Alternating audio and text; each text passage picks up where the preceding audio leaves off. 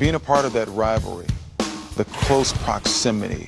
There's nothing like that game. Crosstown rivals, 110,000 people in the stands, half the stands blue, half the stands maroon. 12 out of the last 13 wins has been in our favor, playing for, Rose Bowl championship, Pac-12 championship. This one especially is just one that you put a little extra into. You kind of play with these guys throughout high school. You know these guys' names. We all understand that, what's at stake here, how much is on the line. There's a lot of shenanigans to go on during the week. USC! We own the Rose Bowl! USC! This senior class, we have never lost to UCLA, and it's not going to happen!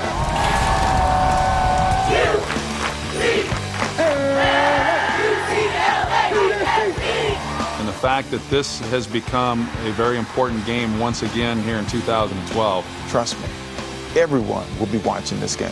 UCLA. Fight on.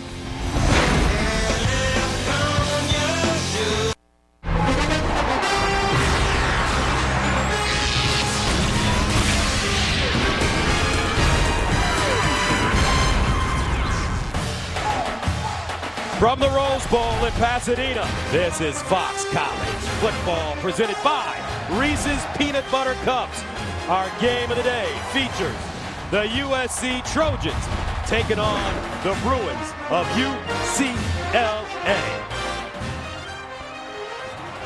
Gus Johnson along with Charles Davis. Time now to join the third member of our team on the sideline who moments ago met with Lane Kiffin. Here's Julie Alexandria. Coach, despite a few setbacks this season, what would a win and a Pac-12 South title mean for this program? Well, this game's always big for the city of LA. Our players have played with these guys. Our fans work with their fans. So it's always an exciting day here in the Rose Bowl. It certainly will be. Thank you so much, Coach. Good luck to you. Thank you. All right, thank you very much, Julie. Over 93,000 in attendance. As you take a look at the series note, SC has won 5 in a row, 12 of the last 13, but UCLA confident that they will change their fortunes starting right now. Trojans won the toss and they will receive the football. Jeff Locke will send it away. Marquise Lee, Nelson Aguilar back deep for USC.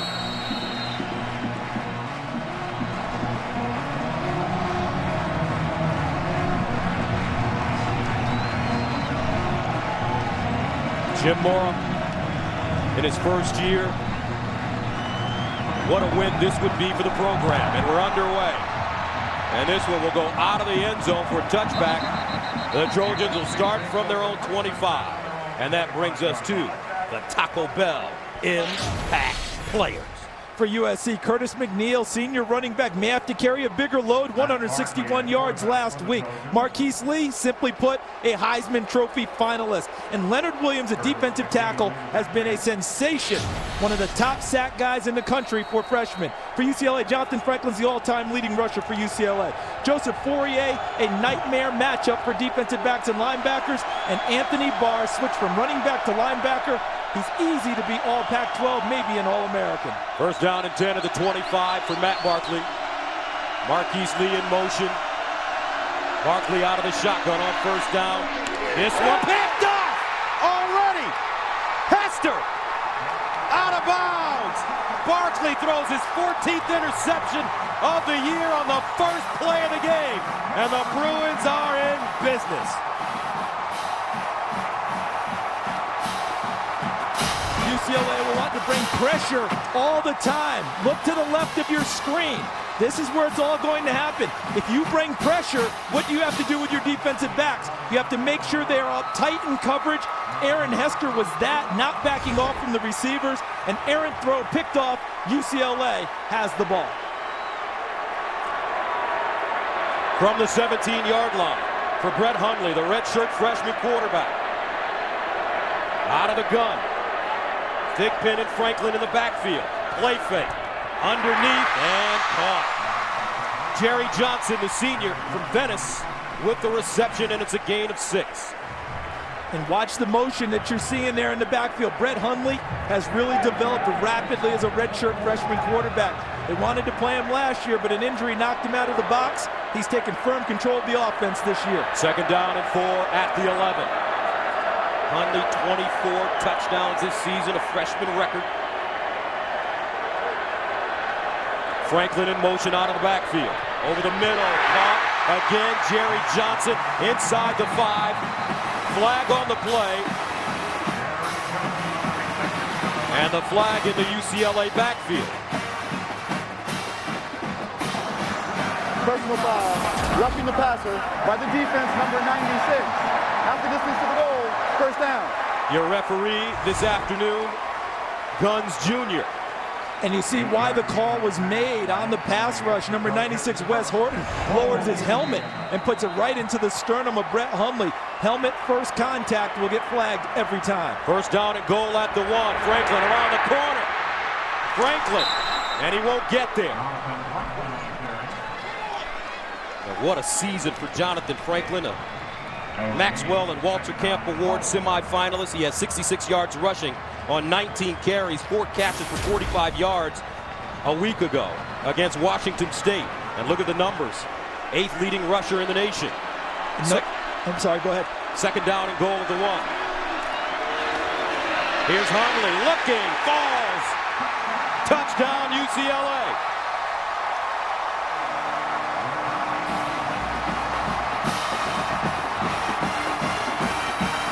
And just like that, the Bruins are on the board.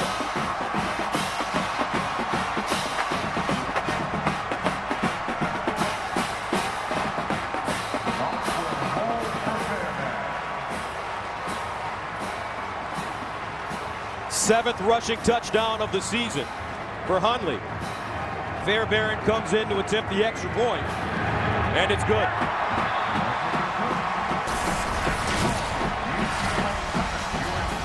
The interception sets up UCLA right out of the gate, and the Bruins cash in. Brett Hundley, the freshman, gives UCLA an early lead.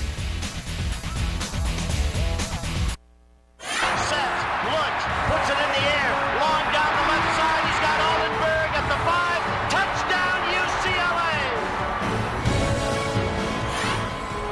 So many classic moments in this rivalry, and for UCLA, a 7-0 lead off the turnover. As Jeff Locke prepares to kick it away, he has 55 touchbacks on 70 kickoffs this season. Drills this one again right out of the end zone. What a weapon. So for Matt Barkley, coming back on the field, in the first 4 games, USC had 8 turnovers but gave up just 6 points off the 8 turnovers. In the last 6 games, 19 turnovers have turned into 71 opponent points. And a touchdown here. Don't forget, folks, for the Spanish broadcast of our game, please tune in to Fox Deportes. First down and 10 to the 25. And keep an eye on the perimeter and see how UCLA's corners try not to give up much cushion to the wide receivers of USC. Here's Curtis McNeil with running room. McNeil at the 40, up the sideline. Curtis McNeil rumbling. And he gains 34 yards on the play. Andrew Abbott there to make the stop. And that run is not just a dynamic, explosive run that coaches talk about, but it's a settling run. Things have been jangled for USC since this game began. And Curtis McNeil sprinting to the secondary for big yardage can calm this offense down and give the team a little bit of boost and a jolt of confidence. Last year against UCLA, he rushed for 124 yards on 12 carries. First down and 10 at the 42. Silas Redd, who's been troubled by an ankle injury, in the game. They run him left, and he'll be lucky to get back to the line of scrimmage. Dayton Jones, first man to him.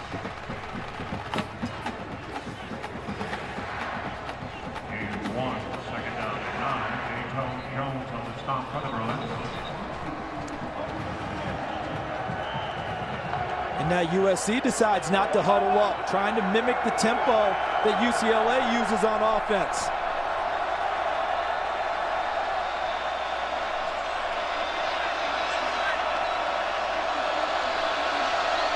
Second and 9. Barkley sprints out of the pocket, throws on the run. Aguilar, and he can't scoop it up. Nelson Aguilar, the true freshman, 16 catches coming into this game. He's averaging 18 yards per grab. And this is a huge game, as we know, a rivalry game, which means emotions are awfully high in the beginning. That throw was a throw that Matt Barkley made with emotion. Didn't really set himself, didn't gather, ended up short hopping the pass. Not normal for him. Even seniors can be affected by the atmosphere early. 3rd down, 9 at the 41. Soma Vianuku and Curtis McNeil in the backfield for SC. Lee in motion, low snap. Barkley under pressure, throws, incomplete. Pressure being applied. Damian Holmes, the senior from Grand Terrace, California, and SC forced to punt it away. And Gus, the defense of UCLA, the secondary guys covering on the perimeter are not backing off of these USC receivers. That's allowing the pressure an extra opportunity to get to Matt Barkley and get in his face and not allow him to get set and deliver the football. Stephen Manfro is out with a knee injury. Their normal punt returners, Shaq Evans, is back deep for the Bruins. End over end, Darren Bennett kick, and it's fair caught at the 10. 7-0 UCLA with the lead in the ball. And here comes the redshirt freshman who's been turning a lot of heads in the world of college football. Brett Hundley, Jonathan Franklin next.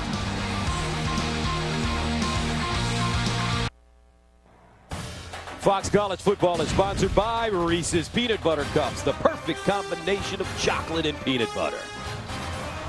Welcome back, 7-0.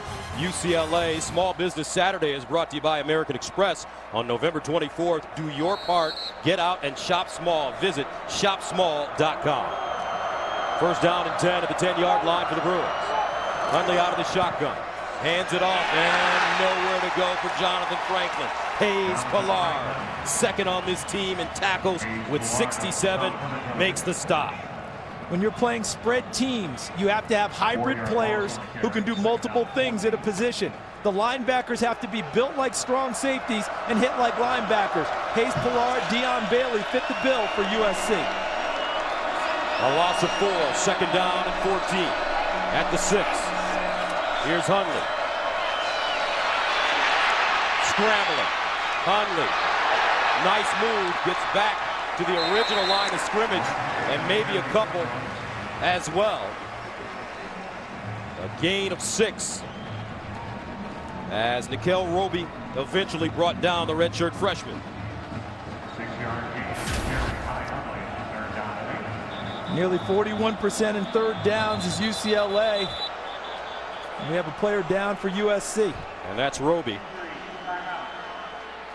And he's pointing to his left knee.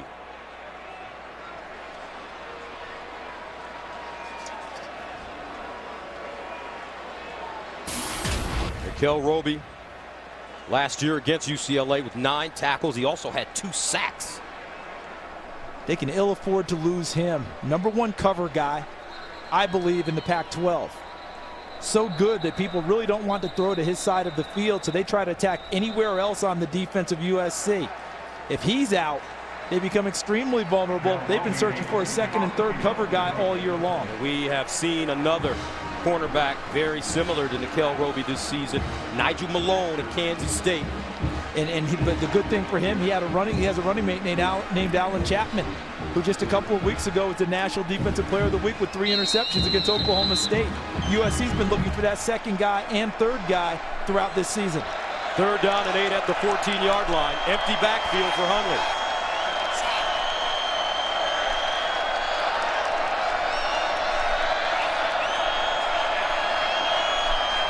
Here's a quarterback draw.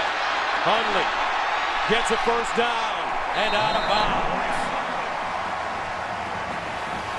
An 11-yard gain on 3rd down and 8. Okay, so if you're unaccounted, all right, the quarterback empty backfield means no one, quote-unquote, has him, which means there's space to run the football if there's a gap early.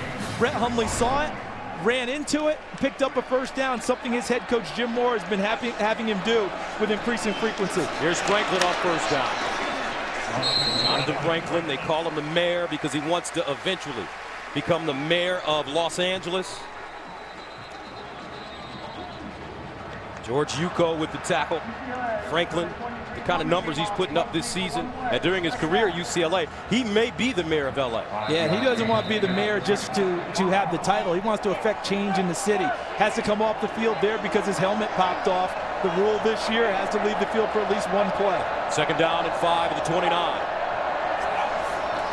Hundley in the shotgun with time.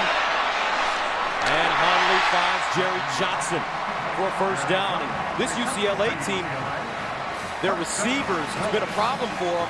A lot of injuries with the receiving core. Well, the good thing is they have a backstop to that, and that is number 9, Joseph Fourier. He's listed as a tight end, used much more as a wide receiver slot guy. They flex him out, and they've made a concerted effort early in this game to have him touch the football in the first 2 possessions. First down at 10 to the 35. Here's Hundley again.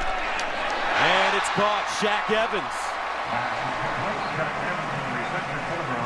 Hayes Ballard with the tackle, but the Bruins having no problem, CD, moving the football against the Trojans.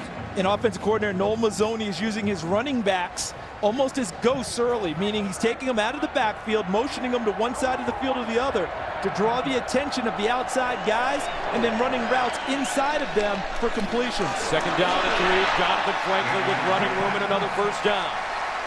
Wes Horton defensively for the Trojans. But Franklin gains 6 yards. The bad news, Franklin gains 6. The good news for USC, Nickel Roby comes back on the field to try and help his defense. Franklin 6th in the nation in rushing, averaging 127 rushing yards a game. And look at this formation. Offensive tackle all the way out. They throw it to the far side. And up the field they go as Devin Fuller makes the reception. Gus, we're seeing a lot of ghost maneuvers early from Noel Mazzoni, the offensive coordinator. He wants to draw your attention one place and hit you on the other side. They just used Torian White, the offensive tackle, split out wide to make you think that's where they were going, went to the opposite side. Hundley again, 9th play of the drive. Johnson, first down and more. Lamar Dawson, the middle linebacker, with the tackle. But UCLA started this drive at their own 10-yard line. At one point, they were faced with a 2nd and 14 and picked up the first down. And there's Noel Mazzoni, the offensive coordinator, urging his troops on because they're playing with a good tempo, good pace. And USC just had to rotate in fresh defensive linemen to try and get a break for their starters. First down at the 40 of USC. Trip to the top of your screen.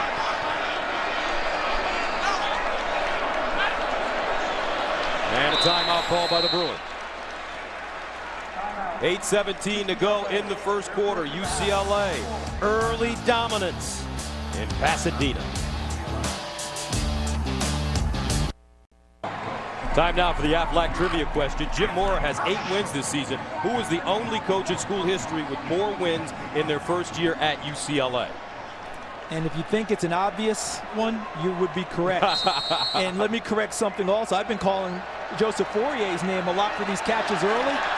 It's been Jerry Johnson, number 9, not Fourier, number 8, who's been doing the damage. Here's Hundley to the sideline. There's your boy, Fourier.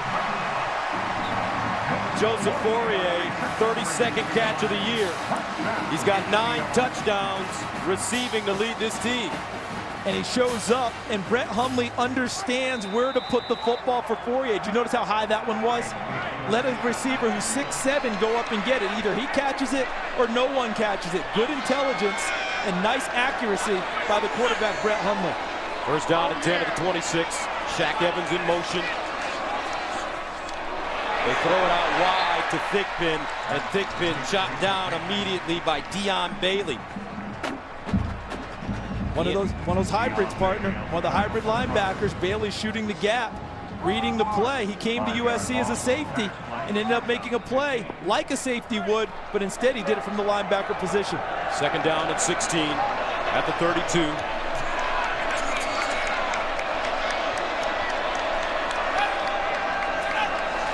Hundley Underneath this time, the Shaq Evans, the Notre Dame transfer, and he'll get inside the SC 25. I don't know about you, but when you look at Brett Hundley, you know who I see? Talk to me. I think UCLA's got Warren Moon. Oh, I like that. In his prime. A longer, more angular than Warren Moon. You know, Warren, they always the knock on him was height. Not with Brett Hundley at 6'3", 223, but I like the comparison. He's 9 of 9, 57 yards. 3rd down and 8 at the 24. Hundley again to throw it. In trouble this time. And Hundley goes down. Morgan Breslin with the sack. He now has 10.5 sacks this season. #1 on the team for the junior college transfer. And the pass rush of USC prevented a huge play because they had lost sight of Damian Thigpen out of the backfield. He was wide open on the sideline, but the pass rush obscured the view of Brett Hundley. So it looks like the Bruins will go for it on 4th down and 13. Remember, Fairbairn hasn't had a field goal over 36 yards all year. That's why they're not kicking it here.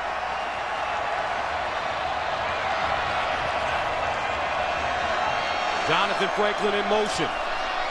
Hundley. Caught by Shaq Evans at the 10. He put that one in a shoebox. A gain of 20 on 4th and 13. Deion Bailey makes the tackle. He threw that so nice. He asked, what size shoebox do you want it in? What a beautiful throw by Brett Hundley and a nice route. Look at that connection with Shaq Evans on the 4th down play. 3rd catch for Evans for 36 yards. Hundley starting this game 10 of 10. Underneath. And incomplete, intended for Shaq Evans. Broken up on the play by Josh Shaw. They keep the pressure on you, though, offensively, don't they? Yes, they do. Who are the teams that USC's really struggled with? Up-tempo, fast-paced teams. Arizona, Oregon, and now this week UCLA. They did a better job last week with Arizona State. But in the early going here, UCLA imposing its will with its tempo and pace on offense. 2nd down and goal of the 9. 16th play of the drive. Over 7 minutes now. Johnson in motion. Here's a handoff. Franklin plowing through, and he'll get down to the SC1. Who are these guys? This isn't the team we saw in the Pac-12 championship against Oregon last year. This is the team that Jim Moore from his first meeting said things are going to be different. And look at how they fire off the football. I expect Franklin to come right back at you again. And some movement, looks like on the right side of the line for UCLA. Full start by the offense, number 60. 5 yards, 3rd down. That's Jeff Bacca, the senior from Mission Viejo. And here's a young man that grew up wanting to play for UCLA when he was a young lad. His father was a huge fan, used to watch games. His father, though, passed away at 13. When he was 13, he dreamt of going to UCLA and made the dream come true for Dad. 3rd down and goal at the 6.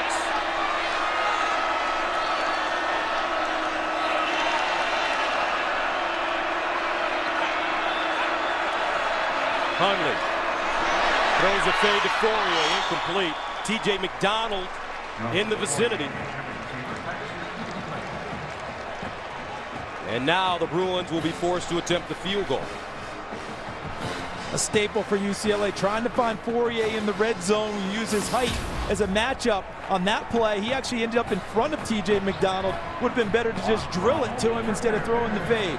Fairbairn did not attempt a field goal last week against Washington State. A Honolulu native freshman in to attempt a 23-yarder. And it's good. So just like that, the Bruins take a 10-0 lead. The SC defense stepping up and holding UCLA to a field goal.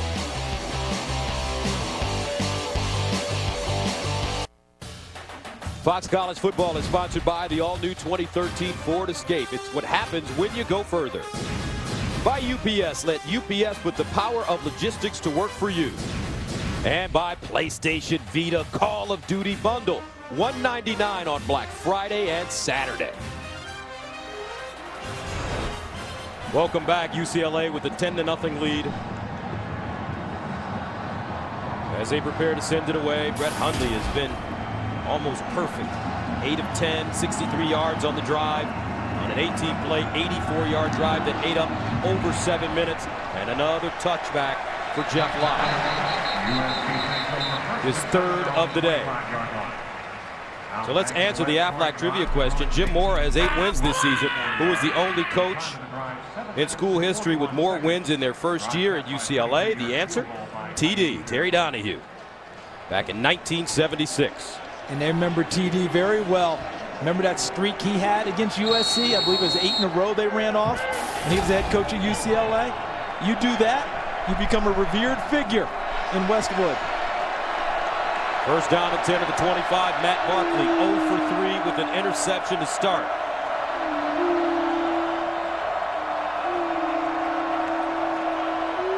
Here's the handoff, Curtis McNeil. And he'll pick up 2. Let's go to Studio A for a game break. Here's Patrick O'Neill. Gus, the Wofford Terriers of the FCS were given 9th-ranked South Carolina all they can handle. It was tied at 7 in the 4th, but Gamecocks pouring it on late, doing it with defense. After a fumble, Akeem Auguste with the touchdown, 17 unanswered, 24-7 South Carolina. Could have been a trap game and looking ahead to Clemson. Back to Gus and Charles. The Dogs, the Terriers, trying to take on the Gamecocks. Give one to the Chickens. Here's the pitch, McNeil. And McNeil goes down as he crosses the 25. Jordan Zumwalt, the junior from Huntington Beach. One of the most physical linebackers you'll see in the Pac-12. Take away the run by McNeil early, and what are you getting from UCLA's defense? They are winning the battle of first and second down, putting USC in the 3rd and longs and tilting the balance their way. Look for Dayton Jones, 56, to move inside as a pass rusher, and keep an eye out for number 11, Anthony Barr, and 43, Damian Holmes off the edge. We haven't mentioned Marquise Lee. Here in the first quarter, 3rd down and 8. Underneath, intended for Lee, a flag on the play. And this will be interference against Sheldon Price. And I know that Jim Mora won't be happy about the call and the penalty, but he'll be excited that his corners are uptight and challenging these receivers. The coverage is good. You just have to get your hands off of it. Ball's in the air. Hands have to be off. Pass interference by the defense, number 22. The ball will be placed at the spot of the foul. First down. Even the emotion of the crowd, when it's an obvious penalty, won't allow them to feel like it's good. And look at what's happened with penalties this year. USC's gotten a little bit better in recent weeks. UCLA has the most, but a lot of those penalties are aggressive, get after it type penalties that Jim Mora will live with. First down at the 36 for the Trojans. Here's the pitch to Marquise Lee, who lined up as a tailback. He's bottled up. Lee looking for a crevice and won't get it. Great pursuit by the Bruin defense, and they say they have the ball.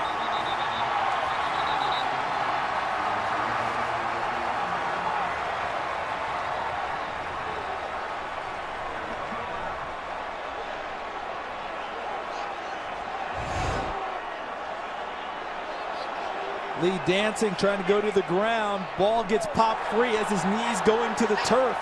That'll be a difficult one for our replay officials to break down.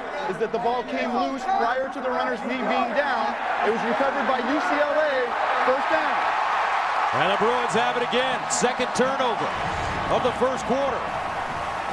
Our replay officials, David Lambrose and Ben Pope, have a real job to do to determine whether that should be overturned. Now remember, the call on the field was UCLA forced the fumble and got the football. I think it'll take a lot to overturn that. I'm not sure that you have indisputable evidence to give the ball back to USC. It should stay with UCLA. So the Bruins line up. And they have it. First down to the 33. Now the officials will take a closer look.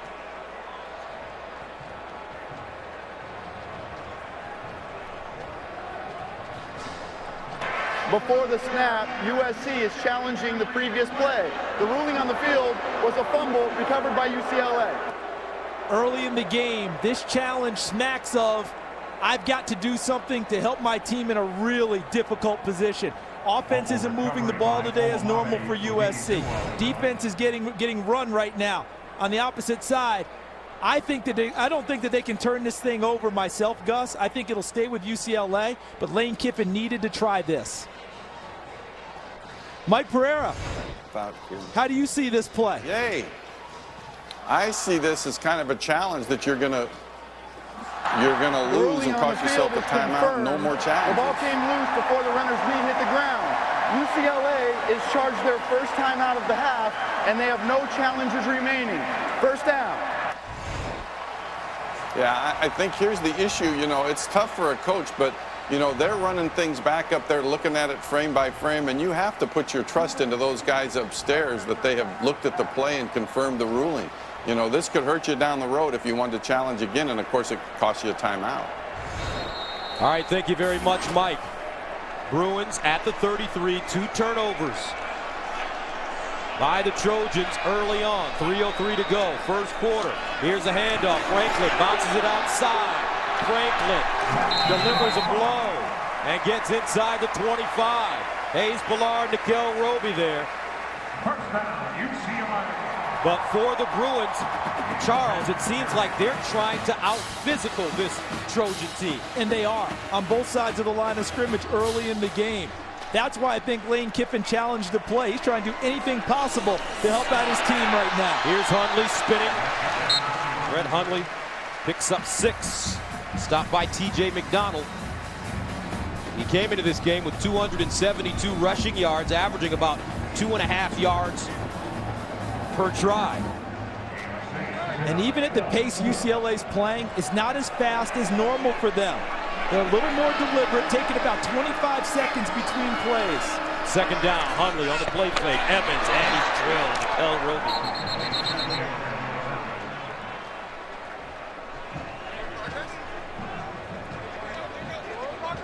That's good coverage on the corner by Nickel Roby. But what USC really needs right now is one of those plays that results in a turnover, a takeaway. They've got to do something to change this momentum right now. Everything on UCLA's side in the early going. Third down and 4. Damian Thigpen in on third down. In motion.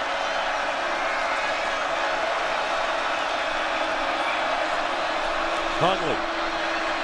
Lost one up. Caught. Touchdown forward.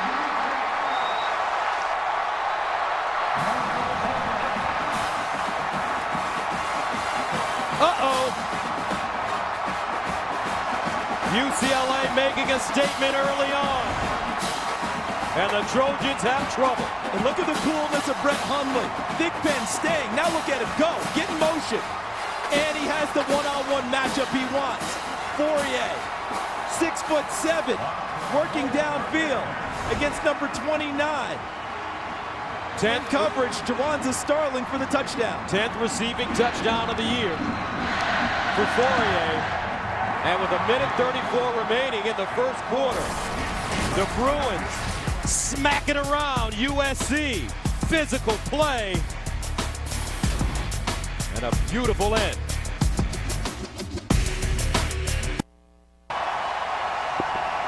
(17-zip). UCLA with the lead. The UPS Team Performance Index is a statistical measure that looks at the efficiency of a team's offense, defense, special teams, and miscues to define their competitive advantage. Check out this week's rankings to see that Kansas State is at the top of the UPS Team Performance Index. A look at the logistics behind a winning team. And look at that 5th team there, Northern Illinois. Dave Doran's team will play for a MAC championship. And there will be no mercy from this man, Jim Mora, considering that the Trojans embarrassed UCLA last year at the Coliseum 50-0. And this went out of bounds again. 4th touchback of the first quarter for Jeff Locke. Now the back to the West point drive. 2 turnovers have resulted in 14 points for the Bruins, an interception and a fumble by Marquise Lee. And I don't think we can overestimate how important this drive is for USC. I know it's early in the game, but with how this game is going, how UCLA is winning things physically, USC has to reestablish itself and get some movement on offense on this drive in order to get themselves back in this. First down and 10 at the 25. Barkley to the sideline. Incomplete. Marquise Lee and Barkley miscommunicating on the route. And once again, Aaron Hester on the corner. All up into the receiver. Look to the right side of your screen.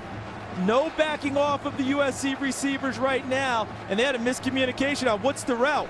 Marquise Lee thinks he's supposed to convert it and turn it upfield. Matt Barkley thought he would throw it to the sideline. Second down and 10.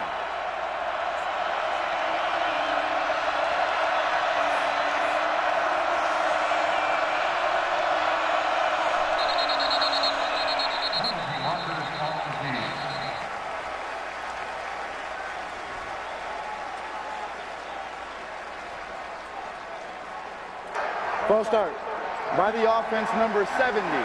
5 yards, second down. Please reset the game clock to 1-3-1. It's Andre Walker. Look at the numbers for Matt Barkley so far, 0 for 4. Remember, in this game last year, he was 35 of 42, 423 yards passing and 6 touchdowns. And coming into the season, if you had said Brett Hundley would be the best quarterback on the field versus Matt Barkley in the early going, you would have had a lot of arched eyebrows, wouldn't you? Barkley to throw it. This time he finds his man, Marquise Lee. Nice move after the catch. Still going, and he's down at the 42. It's the beauty of Marquise Lee. Can make a play despite the coverage, despite the attention. But if you're UCLA, you don't let one gain like that back you up. You have to continue to stay in his face. Robert Woods, another name we really haven't called early in this game. Stay there and keep letting the pressure try to get to Matt Barkley. Robert Woods with 61 catches this season. He had over 100 last year. First down. Here's the handoff. McNeil. And they pick up 4. Damian Holmes defensively for the Bruins. And the knock on this UCLA team defensively is their secondary. Their back 4 considered to be weak. Aaron Hester, Sheldon Price at the corner, Tevin McDonald, Andrew Abbott at the safeties. They've been vulnerable at times. Last week against Washington State, they had a huge lead, but gave up 7 pass plays of 30 or more yards despite the win. USC feels if they can block the defensive front, there are plays to be made downfield. Second and 7. Here's the pitch. Silas Redd. And Redd with some hard running. Silas Redd goes down. Tevin McDonald with the tackle after the 5-yard gain.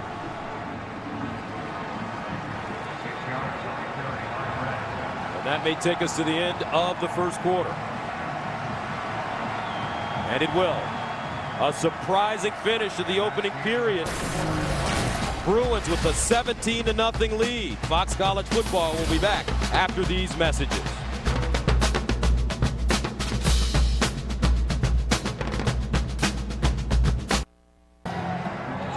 Start of the second quarter, UCLA with a 17-0 lead. However, SC has been dominant in the second quarter this year, outscoring opponents 140-46.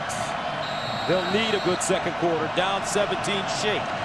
Third down and 1 at midfield. Marquise Lee in motion. Second man through, Curtis McNeil, and he'll pick up the first down. For the Spanish broadcast of our game, please tune in to Fox Deportes.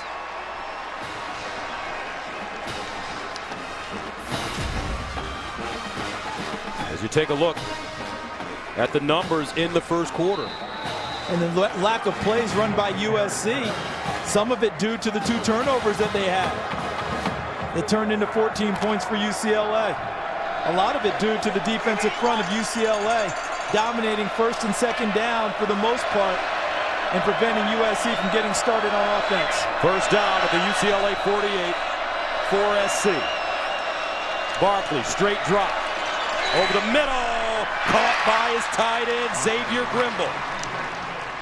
The sophomore with his 26th catch of the season. Let's go to Aaron Andrews for a game break.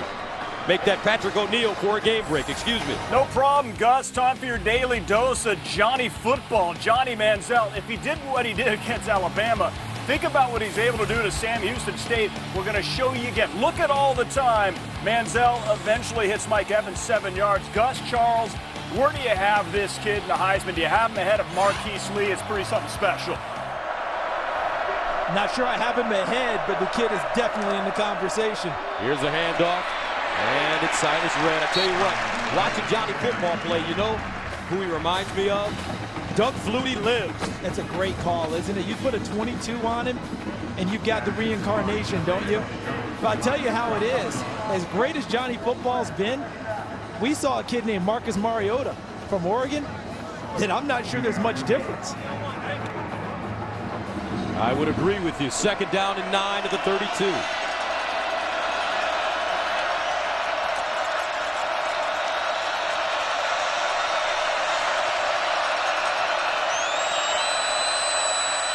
McNeil. And McNeil, maybe a yard and a half on the play, depending on the spot. Eric Kendricks with the tackle, and this week, the Fox College Football social poll on Facebook asked the question, who's the most exciting player in college football? Well, take your pick. Johnny Football, Kenyon Barner from Oregon, Marquise Lee, Braxton Miller, and the country is saying it's the young man at Texas A&M. By an overwhelming margin in terms of excitement. But how about this 3rd and 5 for USC? And they'll run it. Get to the 25. They don't have enough for the first down. Andrew Abbott, the safety, with the stop. So what do you do if you're Lane Kiffin? That call felt like he was thinking 4 downs all the way. Trying to run the ball on 3rd and 4, 3rd and 5, see what he can get and come down with a 4th down call. He had the 4th down call in his hip pocket all along. He wasn't playing it any other way. So on 4th down and 3, Southern California going for it. Find out where Lee lines up. Will he be in the backfield? Will he be on the wing? Curtis McNeil, the deep man in the backfield. Marquise Lee in motion, the play fake. Looking, incomplete. Jaleel Penner, the intended receiver, but the UCLA defense turns away the Trojans. The 10-play drive halted.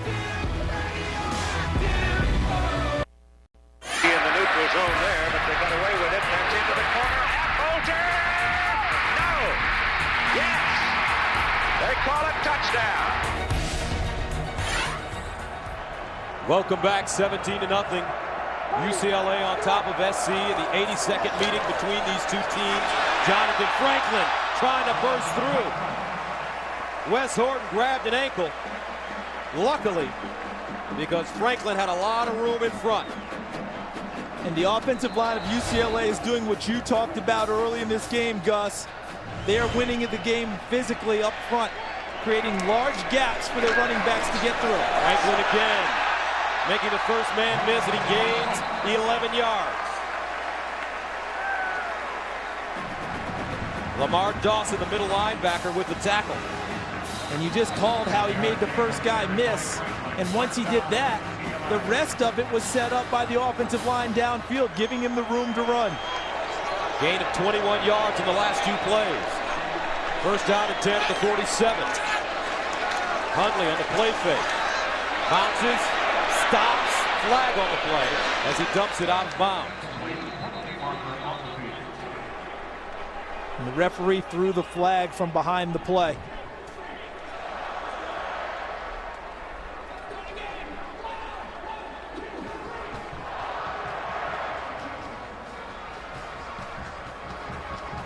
Personal foul, tripping by the offense, number 60. 15 yards, replay, first down. Second penalty called against Jeff Baca. Yeah, the false start before. Look at him here working. Let's see where he gets a little. Usually when you're tripping, you can lose your technique and get off bounds. See that?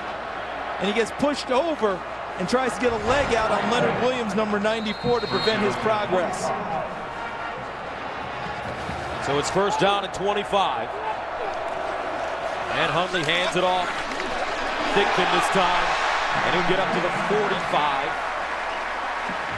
That's a 14-yard gain. Let's go to Patrick O'Neill in Studio A for a game break. Thank you, Gus. Next week, the Trojans hosting the Fighting Irish in Notre Dame, third-ranked Fighting Irish. They're playing Wake Forest. Sierra Wood busts loose against the Deacons for 68 yards. The final home game for Manti Te'o. So the Irish playing some inspired football. They have the ball again, looking to go up even more. Gus and Charles tell you, what a season for Notre Dame, trying to go 11-0 for the first time since 1989. And all they're hoping for, Patrick, as we well know, someone to lose in front of them. Kansas State or Oregon. Either one, they'll take it. That puts them in the race for the national title. Kansas State with Baylor today. Oregon, tough matchup at home against Stanford.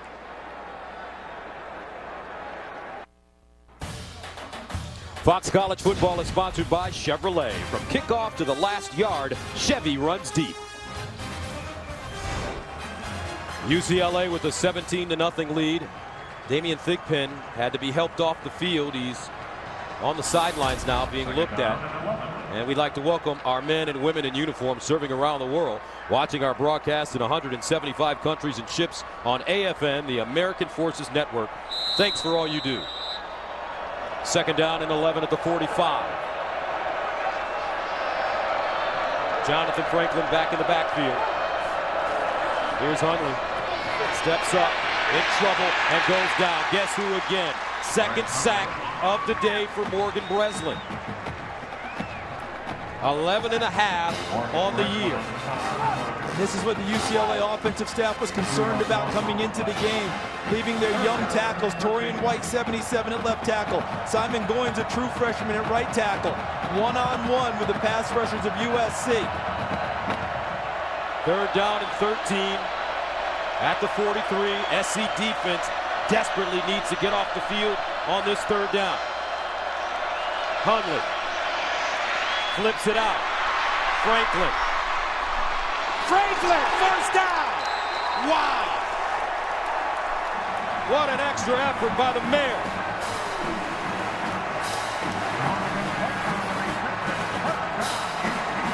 On third and 13, they pick up 14. All Jonathan Franklin.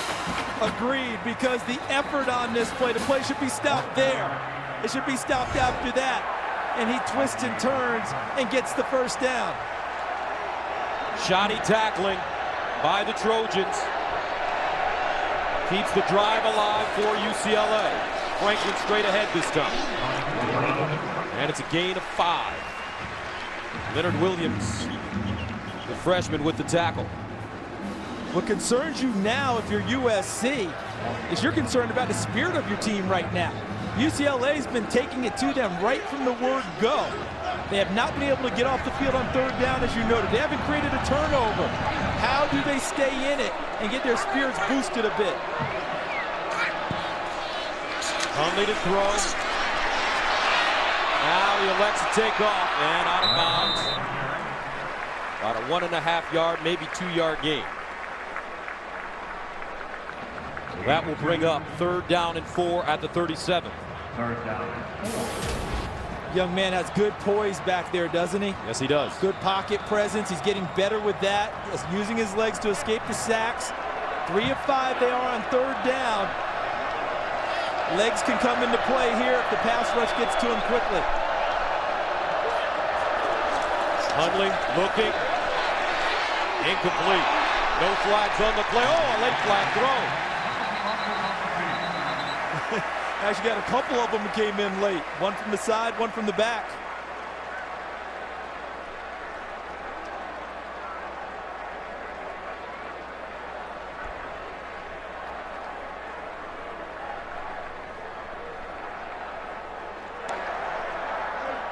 Pass interference by the defense, number 18. The ball will be placed at the spot of the foul. First down. Deion Bailey.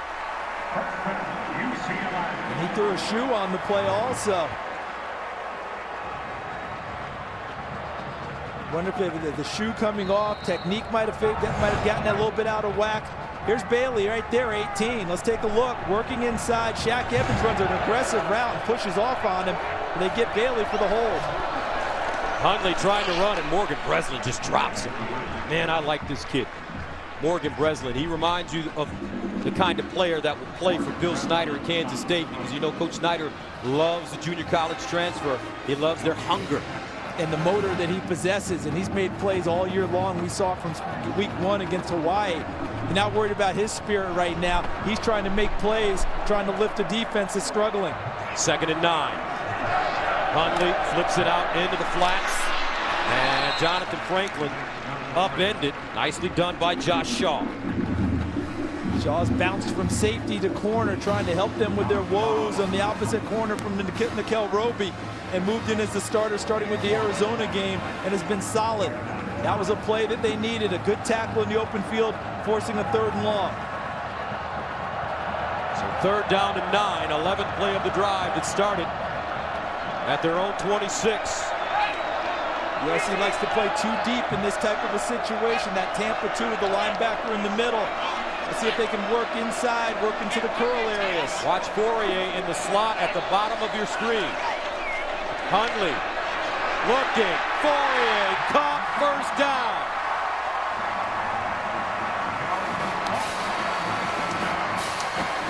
The go-to guy for Brett Hundley. Fourier right there in the middle. Excellent call, partner. You identified where they needed to go. He runs the route to the sideline. And again, Hundley puts it up there where Fourier uses his 6'7", 255-pound frame against Tony Burnett, who's 6'1", 205, shields him off and comes down with a 1st down catch. 14 1st downs for the Bruins already. And Jonathan Franklin smelling inside. Touchdown! UCLA!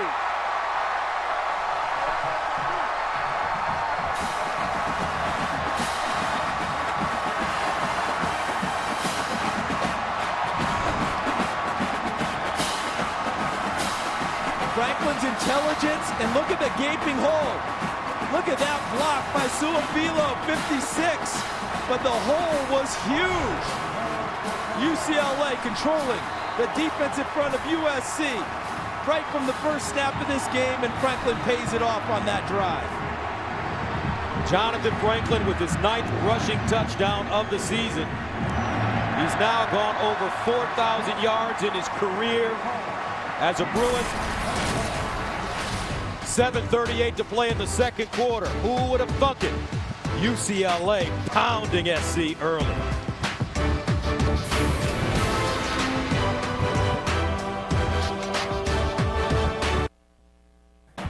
Hey, coming up on the Pizza Hut halftime, Heisman hopeful Johnny Manziel and the Aggies are in action. Plus, Notre Dame tries to keep their record perfect in South Bend, and Michigan still has hope for the Big Ten championship. We'll get you caught up next on the Pizza Hut halftime.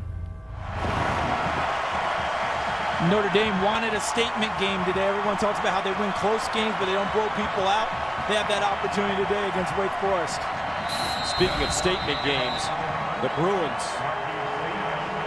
they're sending a very loud message to USC as Jonathan Franklin scores the touchdown, over 4,000 career rushing yards. Jeff Locke kicks it out of the end zone again. His 5th touchback of the 1st half. Jim Moore Jr., we knew something was different, folks, when we went to practice prior to the Nebraska game that we called. And in practice, we heard yelling, screaming, cursing, guys getting chucked. Things had changed. Yeah, they weren't going to sit around and have a discussion about things. Things had to be done on the run, had to be done at a fast pace, and the way these coaches wanted them done. Otherwise, they did it again. And this team is really galvanized and has come forward. USC, this drive, right before, well, a little ways before the half, they've got to get something going. Otherwise, UCLA is all over. Matt Barkley, and he finds his receiver, Robert Woods, in space. And Robert Woods with the big grab to get into UCLA territory. Andrew Abbott brings him down, and it's a gain of 31 yards. And I want to see if USC decides to go at a little bit quicker pace now. Get a big play. Get right back up on the line of scrimmage. Get things going. Have a good feeling. Try and capitalize on it. At the 44.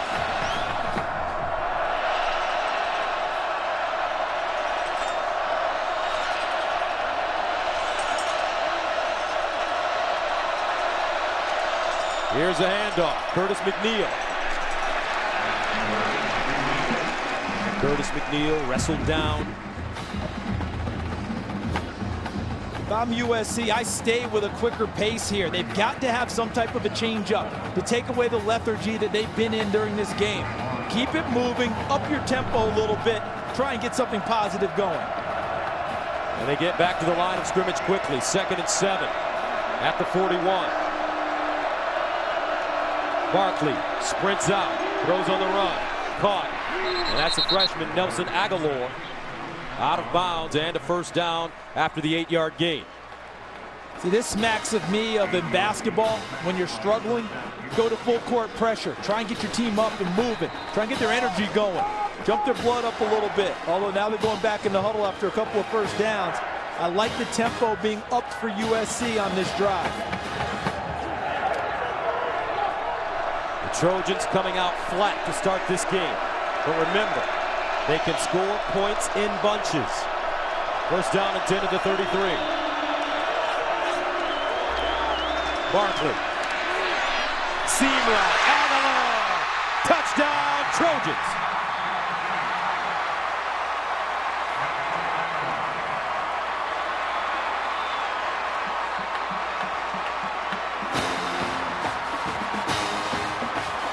So the change in tempo, Charles Davis, working to perfection for Lane Kiffin. They got the big play on first down, the big strike downfield, and then they came right back and kept moving it. Exactly what they needed. Try and snap them out of a little bit of the doldrums that they were in. Now they get to turn it back to their defense, and they need something from them. Adari with the extra point, and it's good. A 4-play, 75-yard drive. Matt Barkley scoring in 1 minute and 40 seconds. As he finds the talented freshman, Nelson Aguilar. 24-7, UCLA.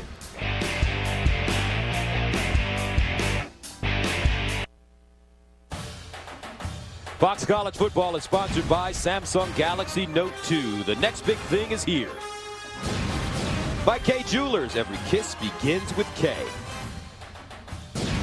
And by Pizza Hut, make it great. Trojans finally get on the board 24-7 with 5:58 to go in the second quarter. However, USC needs to stop because UCLA has scored on all 4 possessions, 3 touchdowns and a field goal. As you take a look at the drive.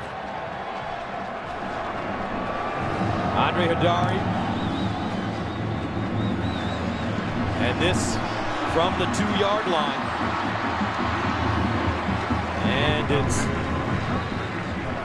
Sheldon Price running it back as we take a look at our K Jewelers headlines. Take a look at these guys here. These are people who are going to be mentioned prominently, not just today, but for the Heisman Trophy down the road. Colin Klein, he's got Kansas State playing Baylor later today. Monte Teo, monster year at middle linebacker for Notre Dame. They're up 21-0 at home against Wake Forest in their last home game. And Johnny Football, Texas A&M up 7-0. Last report I got over Sam Houston State of Division I AA. First down, and Jonathan Franklin, no gain this time. Tracked down from behind. This possession is all on the USC defense. Your offense has found its rhythm and has gotten hot. Can you take the ball away and turn it over to that offense again? Second down and 10 to the 22. Hundley up the sideline, incomplete. Ball intended for Jerry Johnson, no flag. Johnson looked like he had a step. And at first blush, that appeared to be really good coverage by Nickel Roby. A lot of people like to talk about face guarding. No such thing if there's no contact there. And Roby actually played the football as it got to the receiver. So that brings up third down and 10 to the 22. They're 4 of 6 on third down conversion. Last time you called Fourier in this situation. Hundley to the sideline, has a receiver, Shaq Evans. First down, Bruins. A gain of 18. How about the time Hundley had back there to survey the field and let Shaq Evans run that route towards the sideline and puts the ball right on him. Brett Hundley impressed me coming into this game and has impressed me even more as this game has unfolded with his accuracy and development. And Jordan James gobbled up. Brett Hundley, 16 of 19, 143 yards and a touchdown. Already, remember, we've had 2 turnovers in the first half. SC turning it over twice, and Matt Barkley interception and a Marquise Lee fumble. Hundley, to be a redshirt freshman, he looks like a veteran in there. So calm back there and collected, taking care of the ball well and throwing it extremely sharp. Jonathan Franklin. 3-yard gain. Leonard Williams defensively. The big question surrounding this USC defense, can they get off the field on 3rd down? I want to see if they change up here a little bit and try and put some pressure and maybe go man coverage here. 3rd down and 6 at the 44.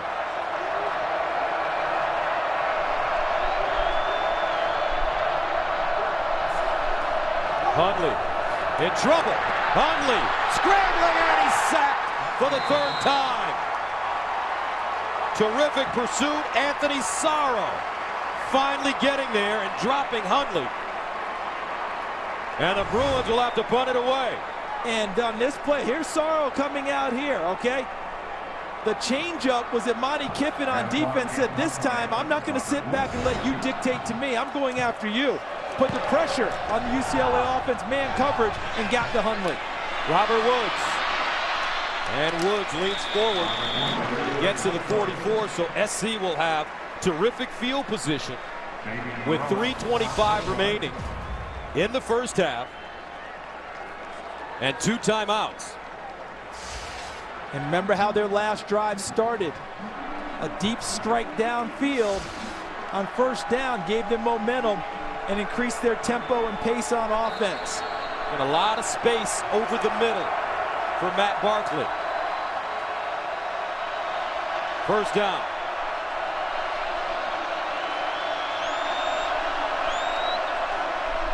Here's Barkley on the bootleg. Sets up.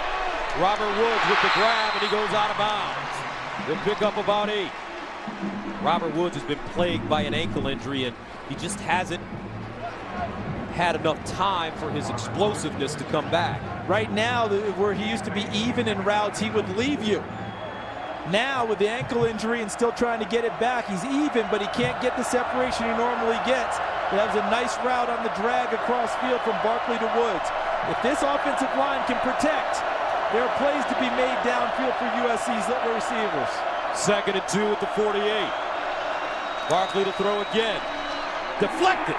Incomplete. Marquise Lee, the intended receiver. Odigizua with a hand on the football. You knew that name would come up, right? I sat up last night going, boy, I hope he plays a really good game, and Gus has to call his name first. Owamabe Odigizua. And he's had a very nice season. Good pass rusher for UCLA. 3rd down and 2 at the 48. Under 3 minutes to go in the first half.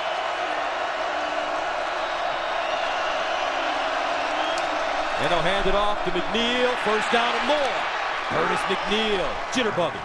And he gets to the 36-yard line and an 11-yard gain as Randall Goforth chopped him down. And USC's got to make a change in their offensive line. Kevin Graff, number 77, came off the field with a shoe coming off. So Nathan Gertler, 76 at right tackle, has to go into the game. 1st down and 10 at the 37.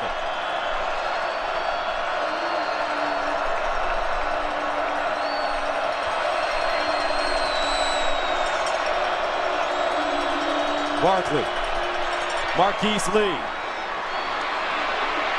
And Marquise Lee submarining to the 27-yard line, maybe the 26. Lee has just put up so many incredible numbers last week in their win. 13 catches, 224 yards, and 2 touchdowns. against UCLA last season, rather. Second down and 1 at the 28. Now Barkley scrambling, throws on the run. Aguilar with the catch at the 20.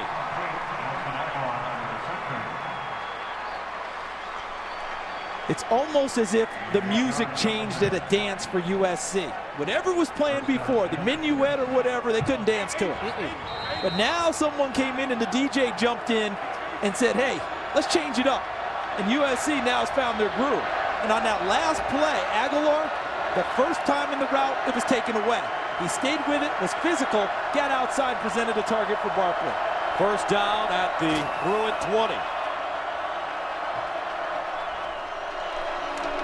Here's McNeil, Curtis McNeil, down at the 5. Eric Kendricks with the saving tackle. USC grounding and pounding now with 1:39 remaining in the first half. Whenever they slipped the DJ to change the tune, it was worth it. Cash. Straight cash. First down and goal at the 5.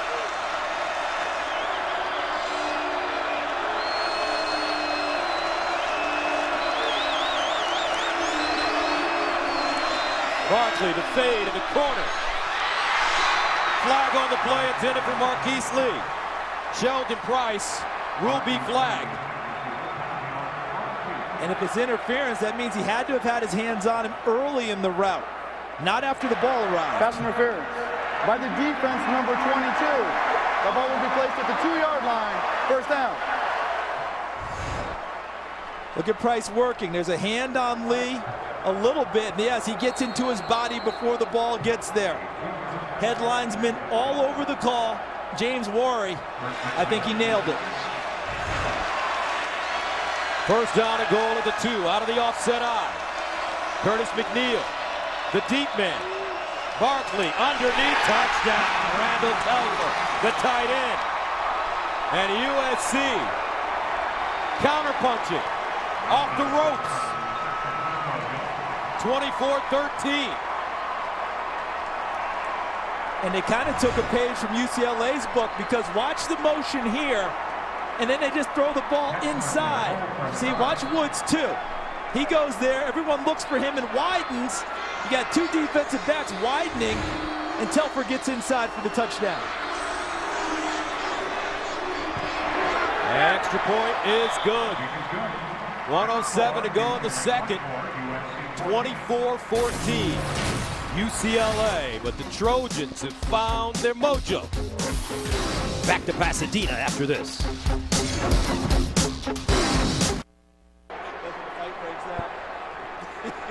Hello. Oh yeah, there's always one.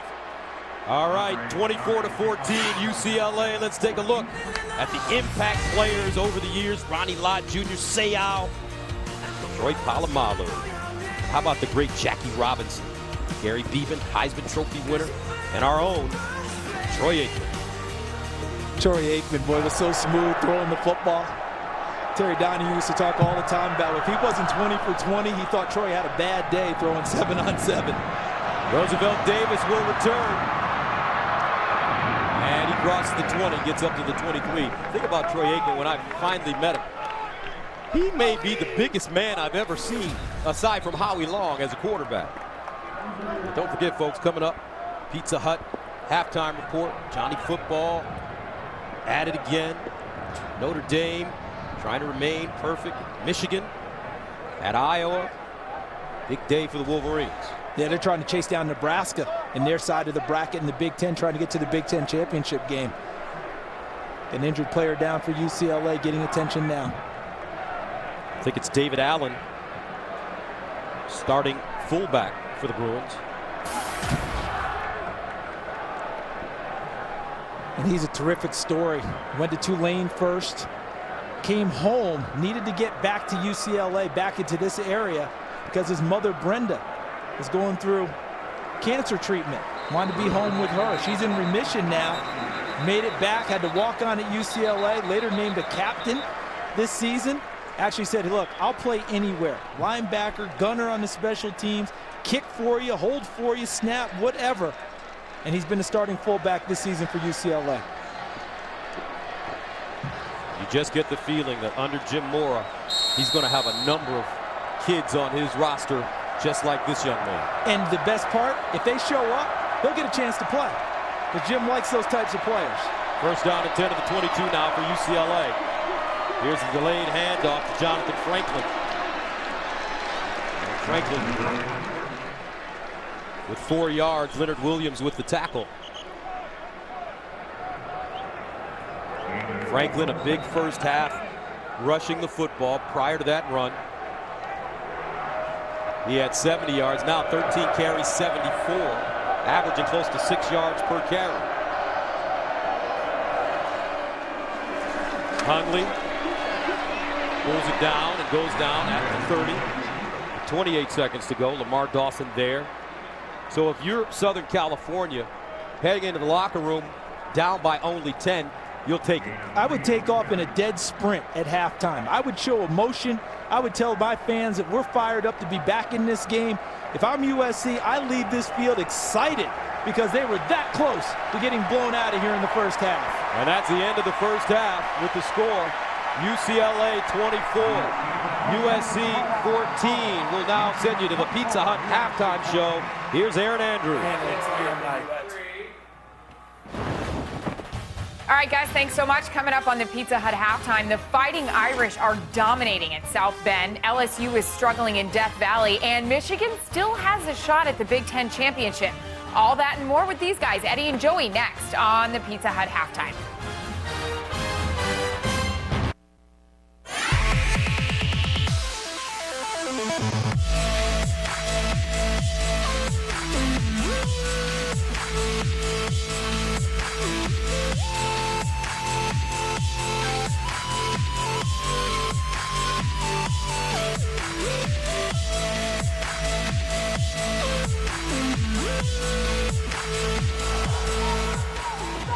Welcome back to the Rose Bowl here in Pasadena. A lot of energy coming out of the locker room for both teams as UCLA leads USC 24-14. Gus Johnson along with Charles Davis. UCLA got off to the big start, but it seems as if the Trojans finally found their rhythm, put 14 points on the board. Got a big play to start a drive in the second quarter, and then they upped the tempo, went with a little bit of no huddle, and were able to move expeditiously down the field and did it 2 times to get themselves back into the game. And this truly was a tale of 2 quarters, wasn't it? First quarter, USC errors, first play of the game. Aaron Hester with the interception. Brett Hundley pays it off with a touchdown. Then Marquise Lee on a running play, fumbles the football. Hundley gets the ball again, finds his tight end Joseph Fourier for a touchdown. But then, as you noted, the second quarter gets going.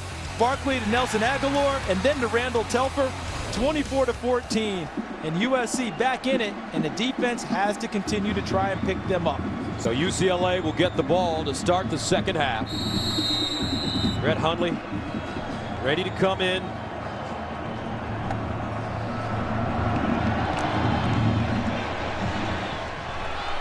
And the Bruins will start inside their own 5-yard line. And it's Devin Fuller on the return. Let's go downstairs to Julie Alexandria. Hey guys, I don't know if you can tell up in the booth, but it is pouring buckets here on the field. I spoke to Coach Mora going into the half and asked him what he's going to have to do to maintain this lead. He said, we have to put the pressure on Matt Barkley. When I asked Coach Kiffin about the rain and I said, how's it going to affect you guys? He said, we can't let it. He's going to have to take care of the ball. Back to you guys. All right, Julie, the last time it rained for USC UCLA, incomplete. Live ball, no. Mikael Roby. Jordan James couldn't handle it out of the backfield. The last time it rained for a USC-UCLA game was in 1961. Previous to that, 1946. So add 2012 to the list. And the ruling on the field was it was a forward pass, not a lateral. Let's take a look. Yeah, that'll go down as a forward pass. That's why it's an incomplete pass, not a live ball that USC could have taken back. Second down and 10 at the 14. Here's Hundley. Hundley with backside pressure escapes. Stiff arms and crawls his way across the 20. And it's a gain of 6. So let's take a look at the Ford-game summary.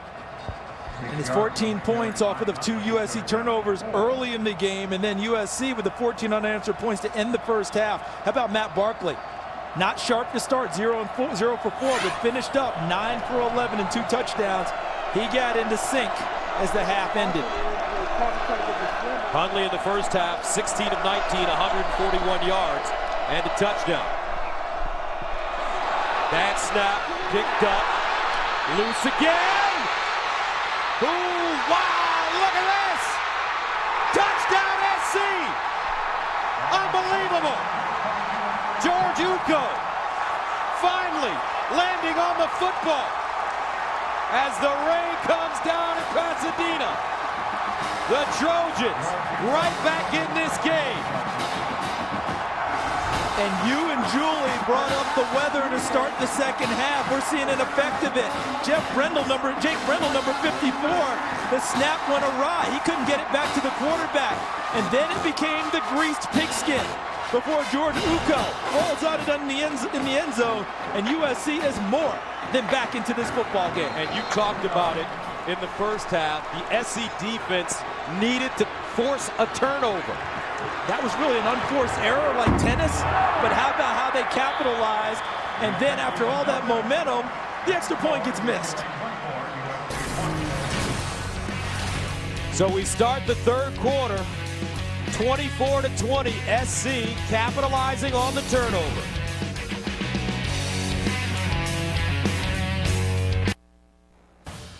Fox College Football is sponsored by Geico. 15 minutes could save you 15% or more on car insurance. By Miller Lite, it's not just a good time, it's Miller time. And by the all-new 2013 Ford Escape. It's what happens when you go further. So it's coming down here in Pasadena, 24-20. Andre Hidari with his second missed PAT this year. He's now 35 of 37. So now, instead of a 3-point game, we've got a 4-point game. Devin Fuller, weather a big factor. USC playing hard on special teams. And you know what's happening on the sideline now as UCLA goes out to handle the football to start this possession. All the coaches screaming, ball security, take care of the football. They saw what happened on the last possession. What are you going to do? How do you secure the football in these tough conditions? First down and 10 of the 17.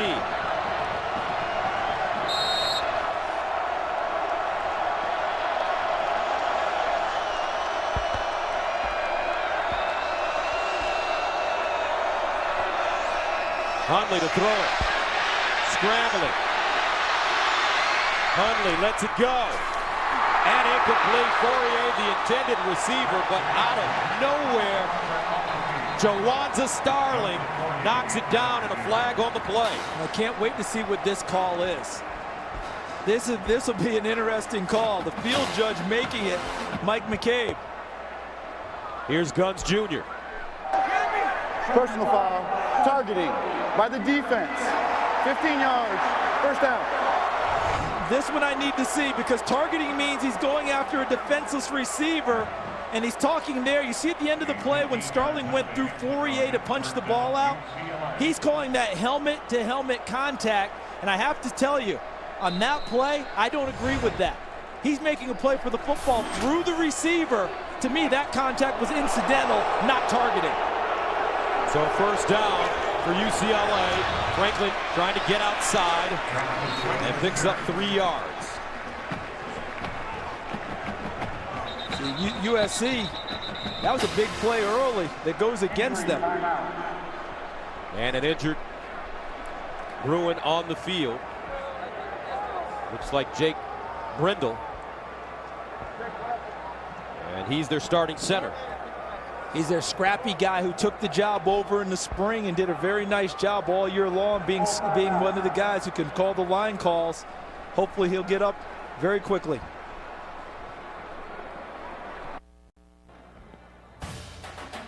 Fox College Football is sponsored by American Express, founder of Small Business Saturday. Visit shopsmall.com. 4-point game, 24-20. At one time, it was 24-0. UCLA. But what a rise from the Bruins, and there's some new players in. And Jeff Baca now moves from guard to center with Jake Brendel's injury. Let's keep an eye on him. Wet conditions, new center, gun formation. If I'm USC, I get someone over the nose and challenge him for his first few snaps. Second down at 7. Shaq Evans with the catch and a first down as he gets inside SC territory. We saw how important the center position was for USC early in the season at Stanford. Collard Holmes, their All-American center, hurt, unable to play. Abe Markowitz was supposed to play, couldn't play also, could move in number 2. So number 3 center, Cyrus Hobby played, and Stanford really did a number on him. Jake Brendel back in the game now at center for UCLA. First down at 10 at the 48. This time it's Jordan James. And Jordan James will gain 1 yard on the play. And stopped by Lamar Dawson. Bruins, though, getting to the line of scrimmage quickly. But if you can pass protect on the perimeter, the wide receivers have the advantage in wet conditions. They know where they're going. A double move in wet conditions can be a tough thing to guard for a defense. Second down and 9. Hundley with time over the middle. And it's caught. This time Devin Fuller. Receiver by committee this afternoon for UCLA. What did Jim Morris say to us about Devin Fuller? Recruited him to be the next Michael Vick in terms of playing quarterback. Too athletic, had some injuries, had to get him into the lineup as a receiver. Says he's a natural catcher, and we saw evidence of that on that play. A gain of 13, first down. Here's a handoff. And it's Jonathan Franklin gaining a yard. Now let's go to Studio A and Patrick O'Neill for Game Break. Gus, let's check out Johnny Football doing some damage. A&M versus Sam Houston State, his second rushing touchdown. He has 2 through the air. Quick math, that's 4, 278 total yards, and they're up 34-0. Well, Kevin Sumlin won't let the redshirt freshman talk to the media. He's letting his play do the talking. Gus and Charles. All right, here's Hundley, the other redshirt freshman, breaks contain, gets out of the pocket and dumps it.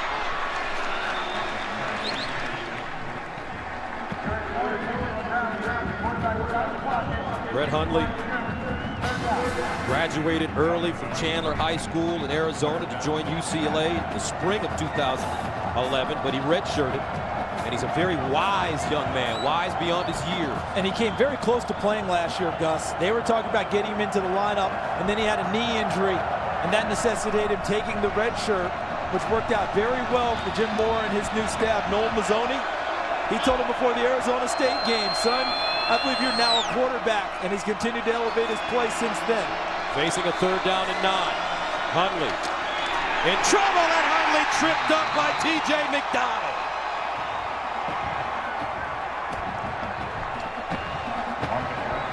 Monty Kiffin bringing pressure from the safety. And this is another hybrid play. Remember we talked about guys who can do multiple things? T.J. McDonald is the starting free safety.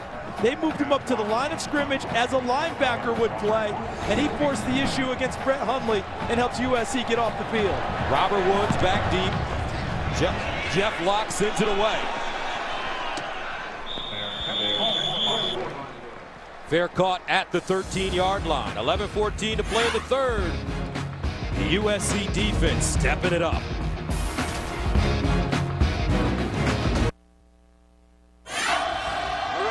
Obviously looking for Wells. He goes instead to the end zone for Morton. Touchdown! Southern California! Tom Marinovich with 16 seconds left to give USC the win, 45-42 in 1990. First and 10, Barkley, sideline, incomplete. Marquise Lee, the intended receiver. Matt Barkley started this game 2 for 7. He's now 7 for 9 since then with 2 touchdowns. Look at the first 4 drives of the game for USC. 2 turnovers, led to 14 points for UCLA on 85 yards. Last 2 drives as we begin this one, they've scored 14 points, 131 yards, and looked so sharp. And that was a well-thrown ball. It's a good play by Tevin McDonald to break it up. Second down and 10 at the 13. Barkley short drop this time. Going up top. Marquise Lee incomplete. He got after Tevin McDonald again. Tevin McDonald, the younger brother of USC safety T.J. McDonald. And do you know what this play reminded me of immediately? The Super Bowl play with Eli Manning hitting Mario Manningham, but he was unable to come down with his feet. As Marquise Lee was unable to get his feet down, and McDonald separated him from the football. Third down and 10 at the 13. Remember, for Barkley, since he found his rhythm, there's been a lot of space over the middle.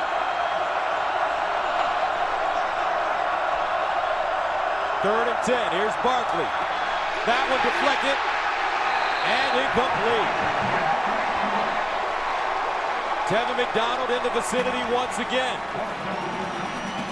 The tip ball was the key to the play, the pressure in the middle. Look at them, only one guy with his hand down, a radar-type defense. Where are they going to come from?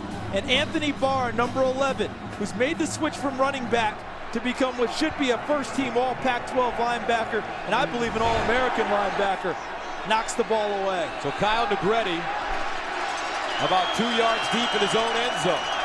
Shaq Evans sits at the 40. Negretti out of block!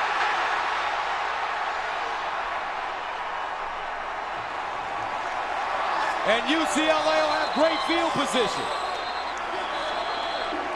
Kendricks with a hand on it.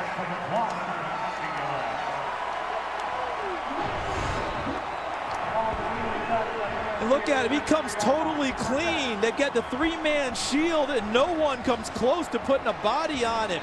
Negretti goes to punt the ball and Kendricks lays out and gets his hands on it. UCLA blocked 4 kicks at Washington State last week, 2 field goals and 2 punts. The first punt Negretti's had blocked in his career. First down and 10 at the 33. Hundley. Evans got it at the 10.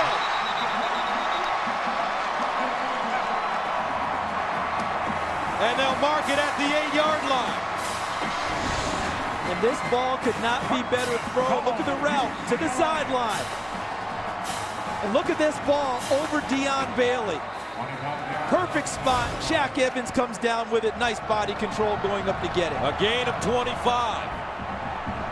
7 catches, 96 yards for Evans. Here's a handoff. Franklin.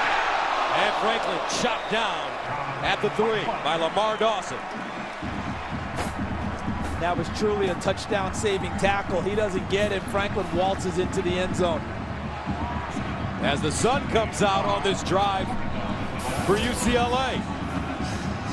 Their 5th red zone possession, and they've been very successful. 3 touchdowns. Hundley running it. Touchdown Bruins.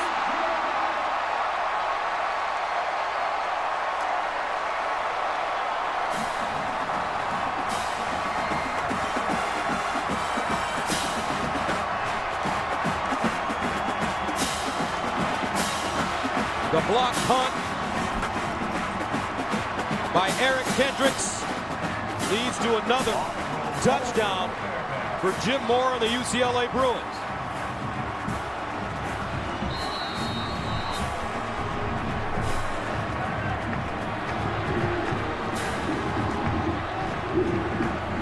Fairbairn with the extra point. And it's good. 30-1-20. UCLA. Red Hundley, Hader.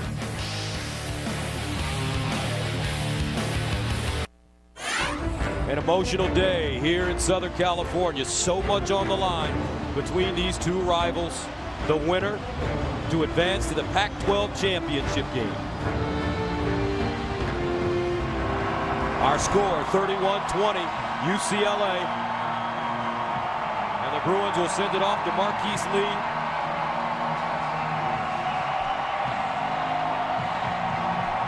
Jeff Locke has been wonderful. And he remains perfect. 6 touchbacks. Now don't forget, next on Fox College Saturday, it's a Big 12 showdown as 12th-ranked Oklahoma looks to avoid an upset as they take on a West Virginia team trying to get back on track with a win. Coverage of Fox College football presented by Reese's begins after our game on Fox. If you're Oklahoma, your worry is that that West Virginia team we saw earlier this season shows up again. Not the one we've seen in recent weeks. It's been struggling. For USC, getting reestablished. The first drive of the second half, UCLA shut them down totally. Led to a block punt and then points for UCLA. First down and 10 of the 25 for Barkley and the USC offense. Barkley rolling out. Barkley will take it himself and get down as he crosses the 30. And you just wonder, Charles, how much of an impact will that missed extra point by Andre Hadari, how much will that affect this game? It looms in the distance right now. It all depends on USC getting into the end zone and getting this game tight. Second down and 2 at the 33 after the 8-yard gain.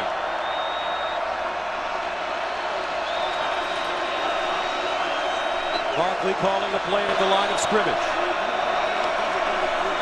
Now Barkley rolls to his left, throws on the run, incomplete.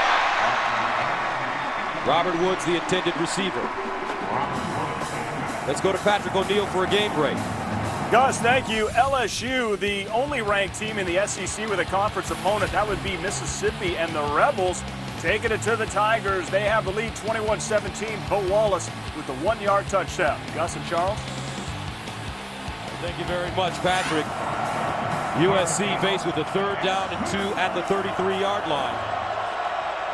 Curtis McNeil in the backfield. Here's Barkley on 3rd and 2. Incomplete. And you just wonder, they had 2nd and 2, 3rd and 2, and they don't even attempt to run the football. And they came out there and showed tight formation, tried to show run set, and still throw the football. And UCLA does a very nice job. Look at how they blanket everything. Not even really worried as much about the run, wanting to cover the pass. I think that was scouting tendencies. Understand what USC wants to do in that situation. And then Barr putting the pressure on Barkley and forcing another punt. Shaq Evans ready to receive the Kyle Negretti punt. Negretti at the 18, high snap, he handles it and just drives it forward. Evans picks it up and goes down to the 30-yard line. Don't forget, the winner of this game advances to the Pac-12 championship, and in less than 2 weeks, college football's biggest championship games return to Fox. Friday, November 30th is the Pac-12 championship live in primetime, and Saturday night, December 1st, it's the Big Ten championship as Wisconsin takes on either Nebraska or Michigan. The Pac-12 and Big Ten championships only on Fox. First down and 10 at the 31 for Hundley. And they hand it off to Franklin. Franklin with a stutter step, and he'll get close to the first down. A flag on the play, however. Leonard Williams pushes him out of bounds. I think this one's going to come back. The referee threw it behind the play, and it wasn't a pass play. Hold by the offense, number 60. 10 yards. Replay. First down. Be a tough day for Jeff Backa. That'll be his 3rd penalty. On the plus side, he did move into the center position and fill in nicely for one snap. You see him getting a hold right there. See the right hand and then the left hand on the back of Hayes Pollard, number 10. That brings the run back. So first down and long for Hundley. And they'll hand it off straight ahead. Jonathan Franklin. Franklin has carried the load this afternoon for UCLA. And USC got a break there with the hold against Baca, bringing back a nice run by Franklin. Now it's incumbent upon the defense to make that stand up and give the ball back to their offense here in the 3rd quarter.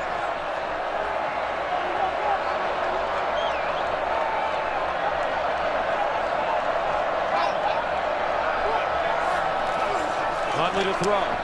Steps up. In trouble. Hundley sacked again for the 5th time. The USC defense gets to him. Leonard Williams and Morgan Breslin. Wes Horton also in on the play. And USC is adjusted in the game because if they run the motion, they want to go right inside there to number 1. Going to Jerry Johnson. That got taken away. That allowed the pressure from Williams to get to Hundley. Good pickup by USC, adjusting to a play that hurt them earlier in the game. 3rd down and 17 at the 24.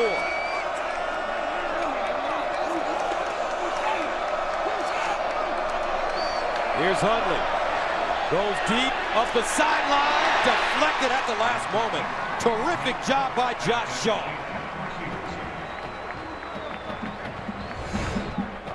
And if this play isn't made, how well thrown is this ball again? Right on target for Shaq Evans. Josh Shaw falling back into coverage, gets a hand on it and knocks it away. And USC has a chance to get the football back. So Robert Woods will return it. Stands at the 35. Locke gets off a beauty. Woods backpedaling. Woods makes the first man miss and is finally wrestled down at the 25. A 62-yard punt and a 1-yard return. Now tomorrow, Fox NFL Sunday features a classic rivalry as the Packers head to Detroit to take on the Lions in an NFC North showdown, or see Drew Brees and the Saints look for a 3rd straight win as they battle the Raiders in Oakland. Coverage begins tomorrow with the Fox NFL Sunday pregame show, noon Eastern, 9 Pacific. And we get a Pac-12 quarterback getting his first start with the Eagles against the Redskins and Nick Foles from the University of Arizona. Matt Barkley started the game 0 for 4. He started the second half 0 for 5. Here's Barkley to throw on 1st down. In trouble. And Barkley gets rid of it. Randall Telford, the intended receiver. Gus, that play had all the elements you want on defense. Look at the tight coverage. Robert Woods trying to find a play. Zumwalt, 35, takes it away. Look at the top of your screen. Excuse me. Sheldon Price, 22 on Marquise Lee. Tevin McDonald taking a look. And then that allows this to happen. The pressure to get to him and force an inaccurate throw. 2nd down and 10.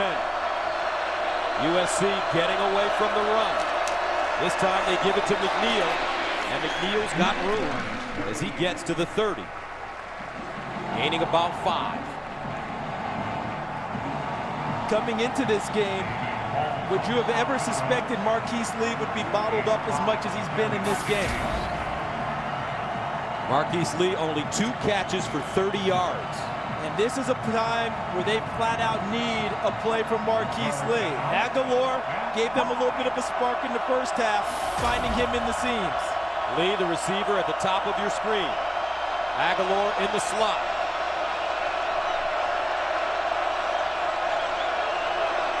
Here's Barkley to the sideline. Lee. Did he get it? Yes, he did. He kept his feet in bounds. So you called it out, partner. Marquise Lee with the nice catch and a 1st down for the Trojans. You know, coming into this game, Jim Mora talked to us about he felt like for them it was almost like the Rams-Patriots Super Bowl of years ago when the Rams were the big favorites with the greatest show on turf. And the Patriots DBs had to be physical with their great wide receivers. That's how UCLA has approached this game. Can they continue to be physical and not give up much room and make the catches difficult on USC's wide receivers? 1st down, Barkley. Dangerous throw looking for Lee. Zumwalt defensively for the Bruins. And Matt Barkley this season has shown a penchant for trying to squeeze the ball into tight areas. And Zumwalt made a really nice play because I thought that was a well-thrown football, but he came from the inside part and almost bracketed the receiver with a coverage on the top of the receiver and knocked it away. 2nd down and 10. Here comes a blitz. Barkley over the middle. Caught. Marquise Lee at the 39. And a 1st down for the Trojans, a gain of 22. What did we say at the top of this game? If USC can pass protect and give Barkley time, there are plays to be made downfield against UCLA secondary. prime example, Marquise Lee starting to come to life on this drive. First down at the UCLA 39. Robert Woods. And Woods lost it, but covered up by Aguilar. Nice defense by Aaron Hester. Wrapping up and making the tackle, and he'll head to the sideline. The catch. Excellent tackle by Hester, knocking the ball free. Aguilar on the spot, recovers to keep possession for USC. Hester goes out of the game. They run into the game number 9, Marcus Rios, to play corner for UCLA.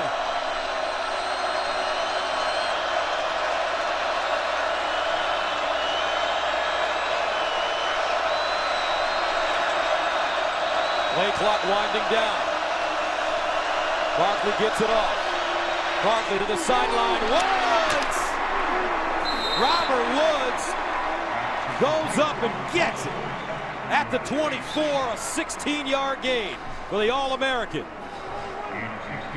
I thought that was a really well-thrown ball by Matt Barkley. You know why? He made the receiver stop his route a little bit, Gus. Instead of letting him continue to the sideline where the defender has a chance to drive on the football and really make a play, he stopped him so that the defender can't get there fast enough. Gave Woods just enough time to pluck it and come down with it. And you just get the feeling that a double move is coming. USC trying to set up the Bruins. This time it's a handoff. McNeil. And McNeil to the 20. Andrew Abbott with the tackle, a 3-yard gain. He knows how to use Marquise Lee in the ghost motion, coming back behind the quarterback after the handoff, trying to get all eyeballs on their number 1 playmaker and hoping other people can gash the defense. Robert Woods, 4 catches, 54 yards. Lee, 4 catches, 61 yards. Aguilar, 3 catches, 49. 2nd and 7. Silas Redd in the game now at tailback. Here's Barkley to Marquise Lee. And a flag on the play as Lee goes down at the 12. Kendricks with the tackle.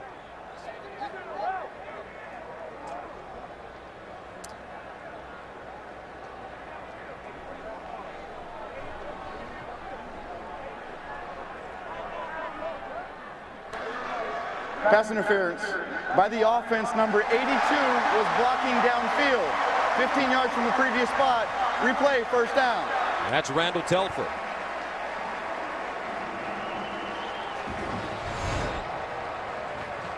So that'll be Telford here, lined up as an inline tight end on the line of scrimmage. See him blocking right there on the linebacker as the ball's being delivered. The back judge, James Settle, had the call, had a good vision of it from the end zone in.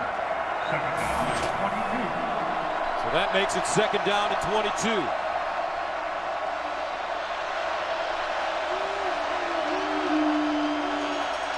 Barkley going for everything, nobody home. And a flag on the play at the 45-yard line. Pressure from UCLA can force people into holding calls. Holding by the offense, number 75. 10 yards. Replay, 2nd down. There's Max Turk, the true freshman, working against Anthony Barr, number 11. Yeah, he doesn't have a little piece of him. He's got a firm grasp with a spin move. Have we done the math on 2nd down now? 2nd and what? 32. That's a little bit beyond my abacus skills here. And as many play callers will tell you, I don't have 2nd and 32 on my sheet. What can they get back in a chunk here to give them a shot on 3rd down?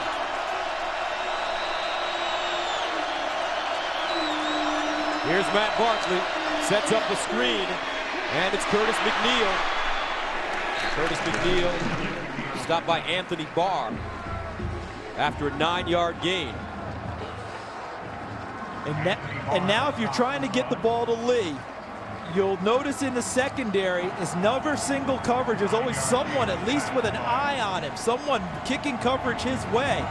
That second guy. They've shown 4-down territory many times throughout the year. A lot of it here will be dictated on how much they pick up on this play. 3rd down and 23. Barkley hands it off. And Curtis McNeil will get close to the original line of scrimmage. Dayton Jones.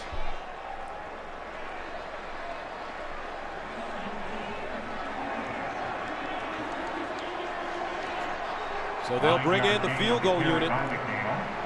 Andre Hadari, who missed a PAT in this football game, in to attempt a 44-yarder. He's 2 of 5 from 40 to 49 yards out. Got it away. Looks like a hand got on it. Did he have enough? No.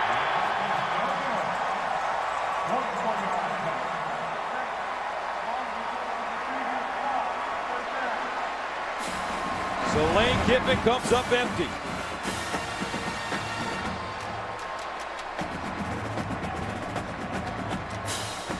Never turned the laces away from him. You notice that? He didn't kick the laces, but he kicked the side of the football. Didn't get the fat part in the back of it. Ball was just put down with no spin. Normally you spin it so the laces are away from the kicker.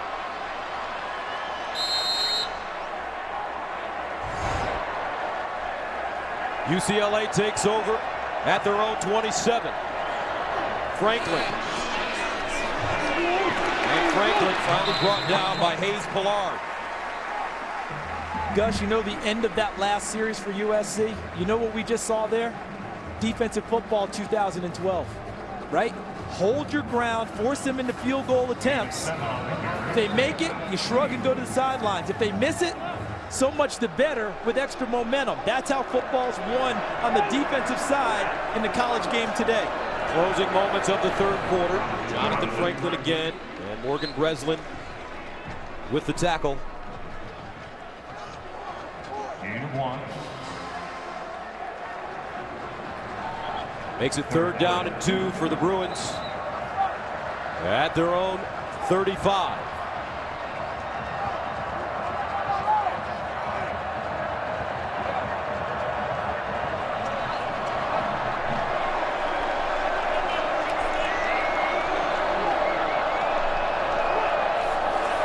Hunley. With pressure, Hunley's got to make a decision. Hunley lets it go. Incomplete. Broken up again by Josh Shaw. No flags on the play. And he got away with one from my vantage point. Josh Shaw had hands on the receiver throughout the route, and the ball was in the air. And got away with that one with no flag. Take a look at the end of the play. He's got his hand wrapped around him and gets away with it. Robert Woods will return. Oh my goodness, what a beautiful punt by Locke. Woods at the 10. Woods trying to get outside. Bottled up and taken down inside the 5. A 55-yard punt. Ryan Hoffmeister with the tackle on special teams. So USC will begin deep in their own territory. 31-20 as we head to the 4th.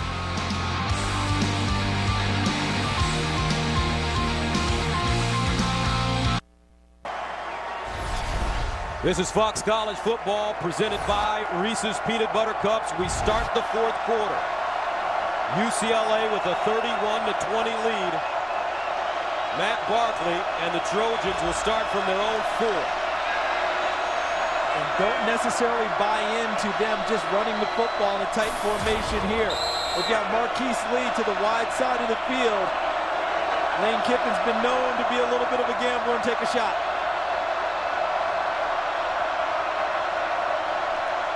Here's McNeil running, and McNeil crosses the 5, gives them a little bit of running room, a 3-yard gain. Odigizua with the tackle. At worst here for USC, they've got to get a couple of first downs to help flip field position. Because if UCLA can shut them down here and force a punt, first thing, UCLA's blocked one. Second part, field position really tilts in UCLA's favor if they're able to shut them down here. 2nd and 7. McNeil again. And McNeil with the first down, still running. Little Curtis McNeil, 5'7", 190 pounds, gains 15 on the play. And Soma Vanuku, number 31, who lost his job as the starting fullback recently. Tell me if he's not motivated to try and get it back. Look at this play. Look at him take out Zumwalt, chop him down, and keep the space that the offensive line created open for McNeil. McNeil, 15 carries, 112 yards, averaging 7.5 yards per carry. First down.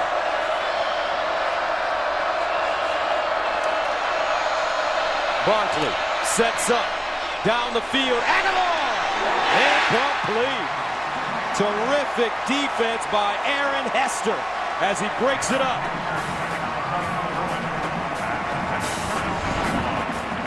Look at Hester. He got turned. He does what they call a baseball turn or center fielder's turn to get back into the play. Sees the ball clearly. Small hand on Aguilar. I'm glad there's no flag. Knocks it away. Good play by the defensive back from UCLA. 2nd and 10.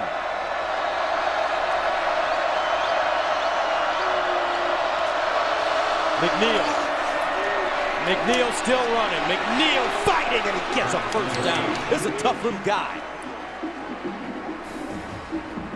In the meantime, another tough guy is in the studio. Patrick O'Neal, here he is with a game break. Good one there, Gus. Well, we finally found something that Johnny Football can't do, and that's extra points. Of course, after he threw an 89-yard touchdown pass. Manziel, first freshman to throw for 3,000 and rush for 1,000 in FBS history. Gus Charles, had he made that extra point, does he move up your Heisman ballot? Hey, Patrick, Steve Spurrier won a Heisman kicking a field goal against Auburn when he was at Florida. Wasn't the regular field goal kicker. Yeah, he would move up. Here's Barkley over the middle, and a diving grab by Robert Woods. This drive started at the 4-yard line. Well, they've done what we said was worst case for them, right? 2 first downs, change field position. Now Robert Woods lays out and hauls one in to give them even more room. And now they're at the point of the field where if you want to take shots, here's your opportunity. Robert Woods, 5 catches, 68 yards. DJ Morgan enters at tailback.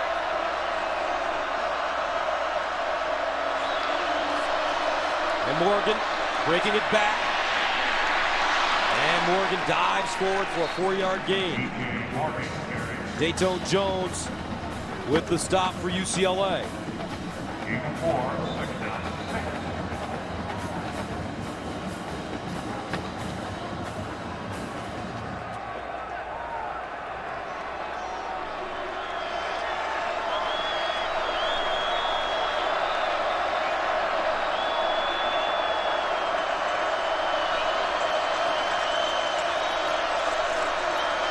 Barkley scrambling. Barkley gets rid of it and incomplete. And a late flag thrown. And this may go against the Bruins. Marquise Lee, the intended receiver. Check, check.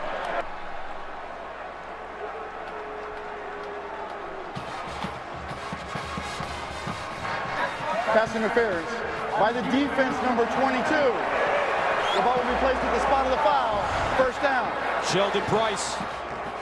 Look at the bottom of your screen. He's all over Marquise Lee there. Ball's not in the air at that point, but right there, before the ball gets there, he climbs on the back, and that's the call.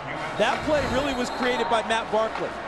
He's not the most mobile quarterback, but he got out of the pocket, bought a little extra time, and was able to fire the ball downfield and help create the pass interference call. 8th play of the drive that started at the USC 4-yard line.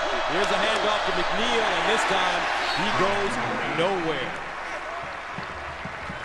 Like Aaron Wallace coming in at linebacker to make the play.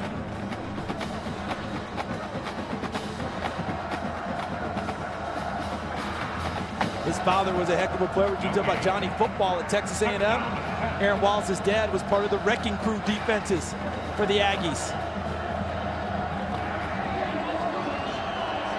Second down and 10.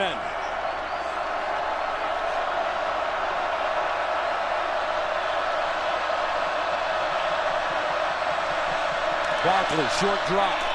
Intercepted by Kendricks. Matt Barkley throws his second interception of the day. And UCLA has the ball.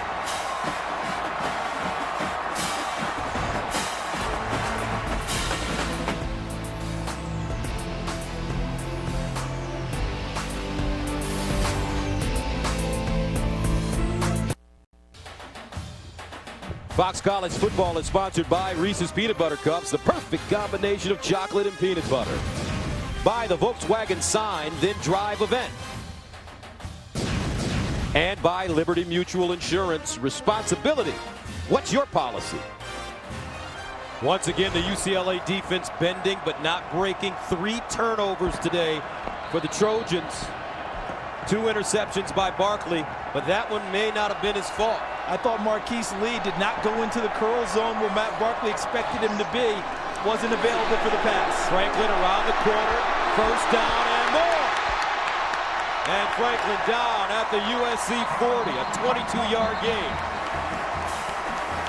Gus, the running back, Jonathan Franklin, and the quarterback, Brett Hundley, have a terrific symbiotic relationship. Franklin takes a lot of pressure off of Hundley with his ability to run the football and his ability to protect the passer. And Hundley, because of his ability to throw it and run it, opens up space for Franklin. 8th 100-yard gain for Jonathan Franklin. And a false start against the Bruins. Before the snap, false start by the offense, number 1. 5 yards, first down. Shaq Evans. Gus, as we came into this game, all right, we've seen how well Brett Hundley's played today, right? You know, in his last 3 games, coming in, he was 60 of 78, 823 yards, 10 touchdowns, 2 interceptions, 74% throwing the ball the 3 previous games. We've seen nothing different today, have we? He just continues to elevate his play and puts himself on a nice trajectory towards being a terrific UCLA quarterback. First down and 15. Franklin trying to find some space, and no go on this one as George Uko was there at the bottom of the pile. And if you're Noel Mazzoni, the offensive coordinator, and the UCLA staff, all you're screaming to your team right now, ball security. Don't give USC anything cheap. Don't turn it over here. Take care of the football. A loss of 2, second and make it 17 yards at the 47.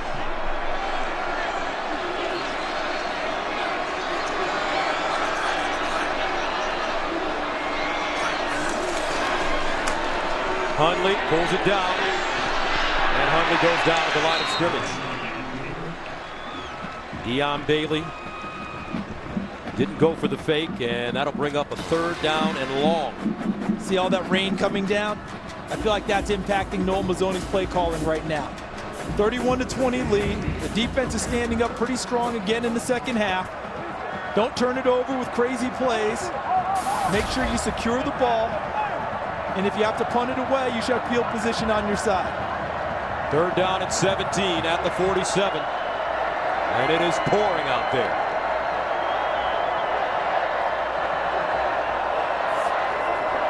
Hundley over the middle. Shaq Evans. No, make that Devin Fuller. And he goes out of bounds. Deion Bailey chasing him. It's a gain of 5. So they'll bring on lethal weapon 18, Jeff Locke. Who have we seen this year like him? We saw Ryan Dorr, Kansas State, punter. Their ability to hit it and place it have helped their teams immensely this year. Robert Woods back deep. Here's the Darren Bennett end-over-end kick. Woods allows it to go over his head, take the bounce, and get in the end zone. SC catches a break. 9:21 to play in the 4th, 31-20 UCLA.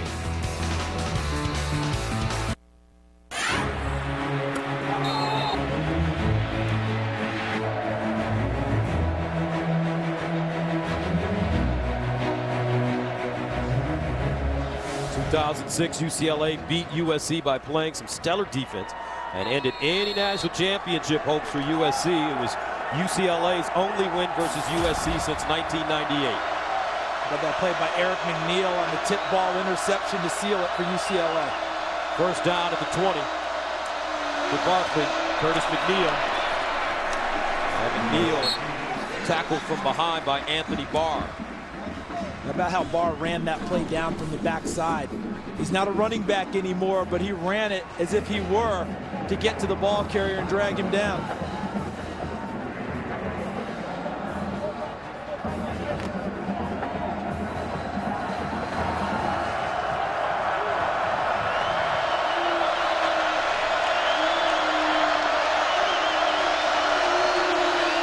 Barkley to McNeil. And McNeil, first down. Curtis McNeil, Zumwalt with the tackle. Let's go downstairs to Julie Alexandria.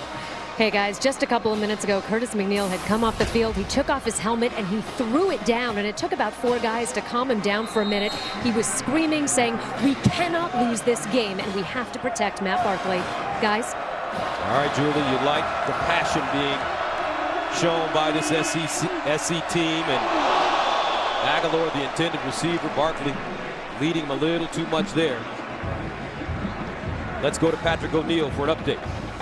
Thanks very much. And coming up after this one, Big 12 football, Landry Jones, Oklahoma Sooners. They're ranked 12th at Morgantown, take on West Virginia. Mountaineers trying to snap a 4-game skid. That'll be on Fox right after this one. Gus and Charles. Second down and 10 at the 33. Here's Barkley, the straight drop. Barkley in trouble. Barkley sacked for the first time today. Anthony Barr make it number 12 on the season.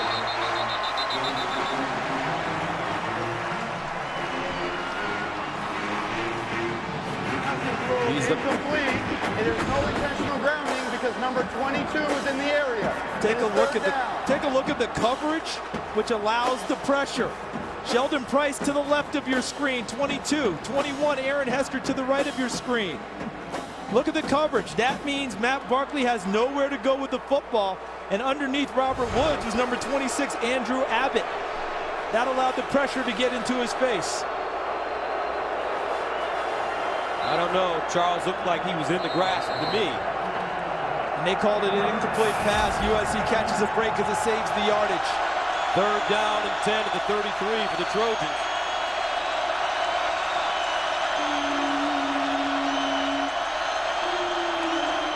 Here's Barkley. Steps up. Barkley looking. Lobs it up. Marquise Lee's got it. Inside the 30. What a great play by Matt Barkley.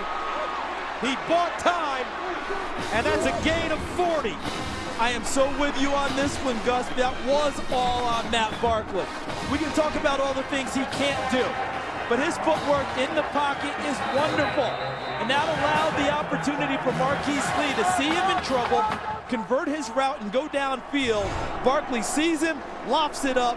Big play for USC, created by Matt Barkley, buying the extra time that you noted.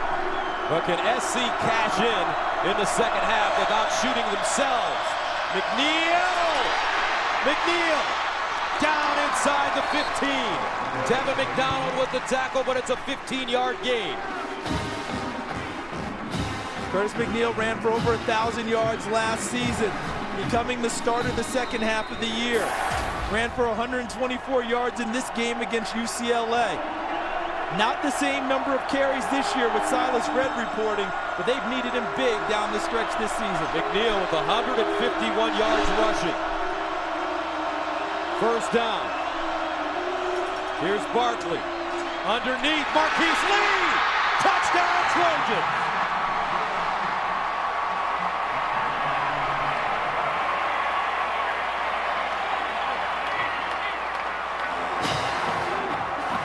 Third touchdown pass of the day for Matt Barkley. And I think they're thinking about going for 2 here. The missed extra point you mentioned earlier, Gus, starting to loom in their minds. I know Marquise Lee was the payoff on it, but to me, that drive was about Matt Barkley. SC 1 of 6 on 2-point conversions this season. DJ Morgan in the backfield. Robert Woods at the top of your screen at wide receiver. Now he crosses. And Lane Kiffin running down the sideline to get a timeout. Timeout USC, their first of the half. 30 seconds, timeout. I didn't know Coach Kiff still had it. Did you see that sprint on the sideline? Yeah, he was moving. Bringing it, wasn't he, to get the timeout? What do you think was going through his mind? He didn't like the set that he saw that UCLA presented defensively versus the play he had on. So he wanted to get the timeout called. He knows how crucial this is here to make sure they get themselves within 3. Normally, I'm not big on chasing points, Gus. Normally, I say kick the extra point, but it's been such a struggle all game offensively and only 7:22 on the clock. I think it's the right decision. You've got to try and get to within 3 now because you're not sure if you get there again later. Is there a general rule? Rule of thumb is really you don't chase points. You don't try and go for 2 unless you absolutely have to have it. That's your general rule of thumb. Rules are made to be broken. I think this is one of those times. So USC going for it. Curtis McNeil in the backfield. He's rushed for over 150 yards. Barkley will throw it in the end zone. Oh, what a catch! Robert Woods! Money! Flag on the play.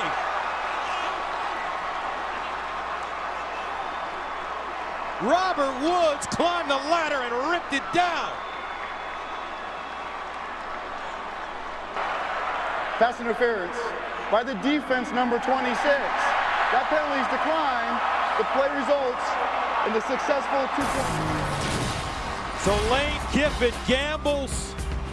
He goes with his stars to score. And then a 2-point conversion by his other star. We've got a 3-point ball game in LA. Lane Kiffin's Trojans trailed in this game 24-0 with 7:38 to go in the second quarter.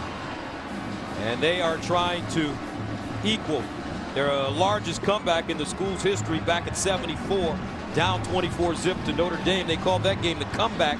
They eventually won at 55-24. Yeah, Anthony Davis, I think, is still returning a kickoff from that game for a touchdown. Devin Fuller starts from the 7.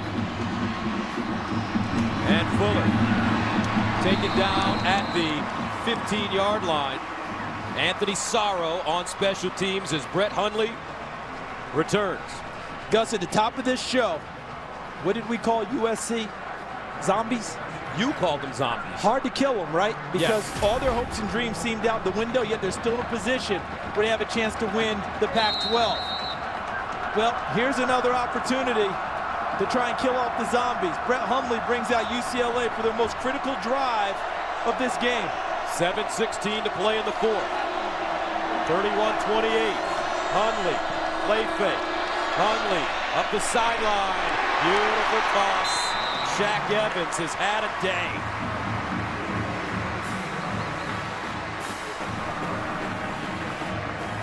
Evans now over 100 receiving yards, 8 catches, 114. And you notice the first down play call? There's no tucking in the horns of UCLA with Noel Mazzoni at the controls, playing the best way they know how. Franklin. And Franklin still running. He gets a first down. Leonard Williams finally got to him. See, a lot of teams in this situation, having blown or frittered away most of a big lead, might get conservative here. I don't sense that with Noel Mazzoni. I think he's going to continue to attack because he has confidence in number 17 right there as quarterback, Brett Hundley. Now Hundley running it with a crease, and he'll get close to a first down. Call it 9. You get the sense Jim Mora told Noel Mazzoni, make them earn this. Don't just give them an easy opportunity. Don't just tuck your horns in. Don't just say, hey, okay, we're going to play turtle. Go at them. And a first down for UCLA. Jonathan Franklin again. USC defense, they've got to come up with a stop. Remember how they got worn down at Stanford. Fourth quarter, Stanford ground them down. has struggled to do the same thing with Arizona. Couldn't get it done against Oregon.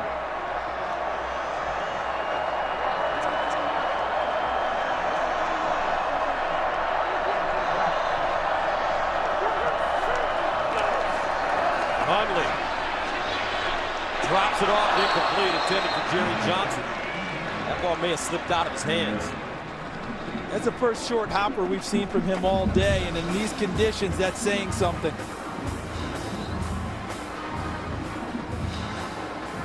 We've seen some freshman quarterbacks who can play this year, haven't we? We certainly have.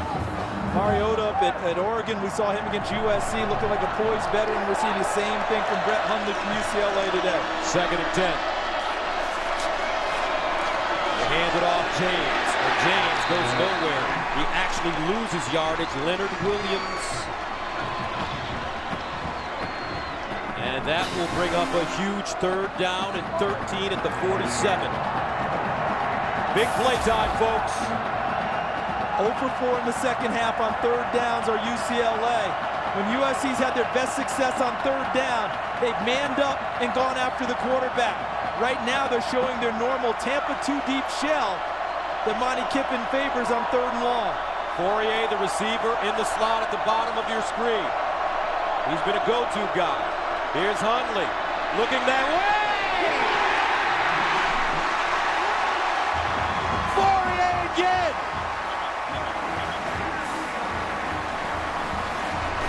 And they showed the 2 deep and moved to man coverage. And Fourier, look at him slipping and going down, reaching back for the football with a tremendous catch to get a 1st down for UCLA. So they get the 1st down, 15 yards on 3rd and 13.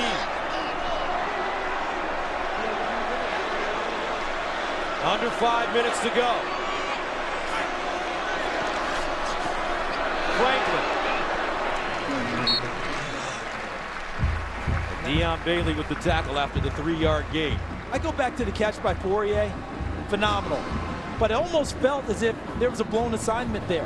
I felt like everyone else was manned up and Fourier was running by himself. I didn't see anyone in the picture. But the catch was behind him, and boy, did he make it.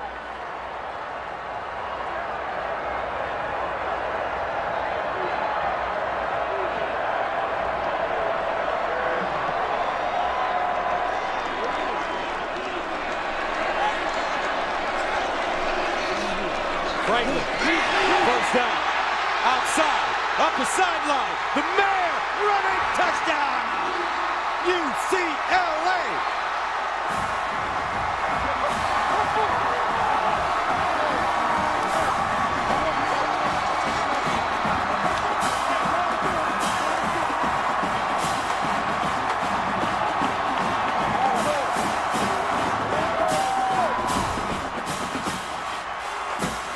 When you have big runs, that means you get help on the perimeter. Watch downfield. Jack Evans, right in here, is going to wall off the last defender to have a chance, which is Nickel Roby. And Franklin gets to the end zone. Evans, number 1, the escort. So the Bruins answer with a 10-play, 83-yard drive, scoring in 3 minutes and 21 seconds. A 29-yard run by Jonathan Franklin, his 2nd touchdown of the day. Jonathan Franklin putting up scary numbers. 26 carries, 162 yards, and 2 scores. Fairbairn in to attempt the extra point.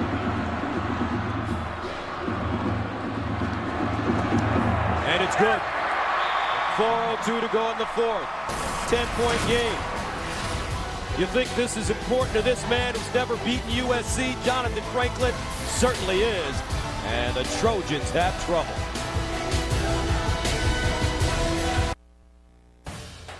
Fox College Football is sponsored by AT&T.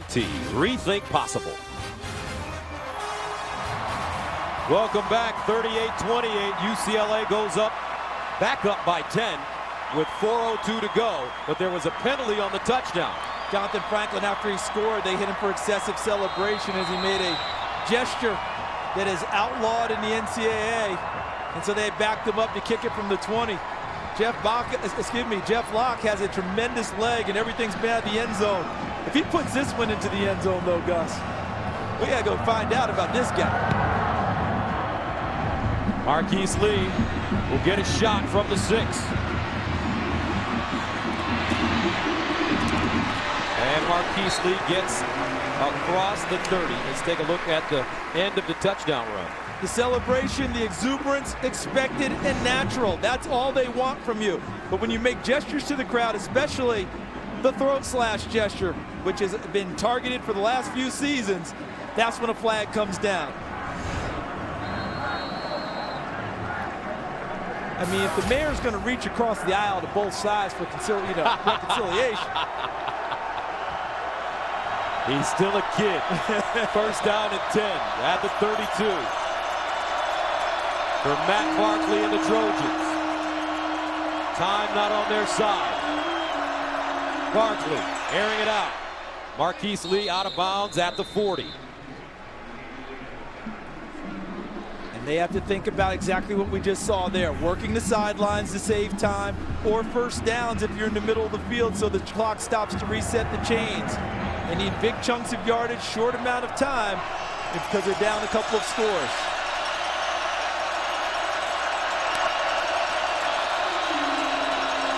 And you look at the safeties for UCLA. Charles, are they a little deeper than they normally sit?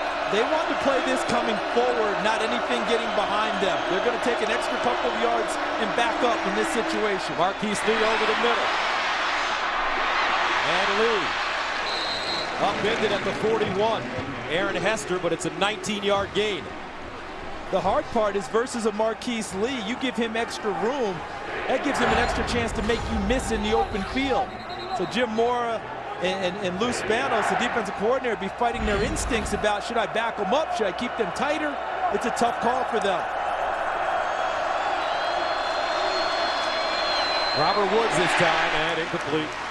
Broken up by Andrew Abbott. How about him as a story? You know, he was a high school teammate of Matt Barkley's and Colin Holmes. And guess what? He played receiver for Matt Barkley.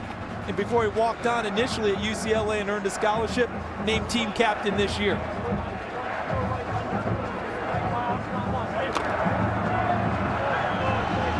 Second and 10.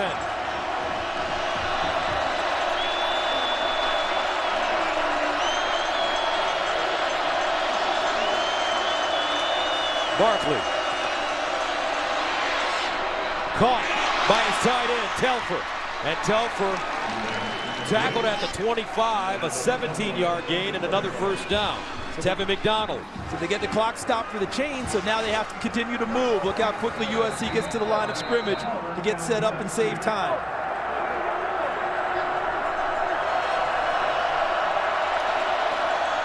Curtis McNeil. And he got slobbered. Dayton Jones. Violent tackle. He's had quite the senior year. Number 56, Jones, started the season out with 8 tackles for loss and a safety in his first 4 games. And he's versatile. Use him at defensive end, inside at D tackle, and over the nose in passing situations. Second and 7.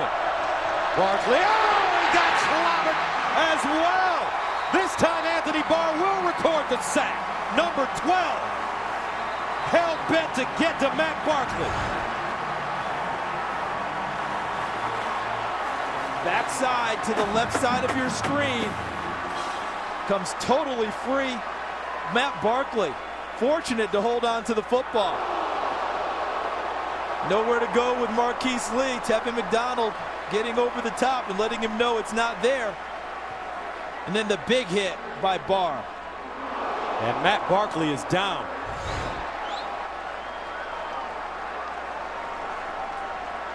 And they're looking at his shoulder. The backup quarterback is Max Wittick, who they're very high on. He's a big guy, 6'4", 235, with a better arm than Matt Barkley. We'll see if he's ready.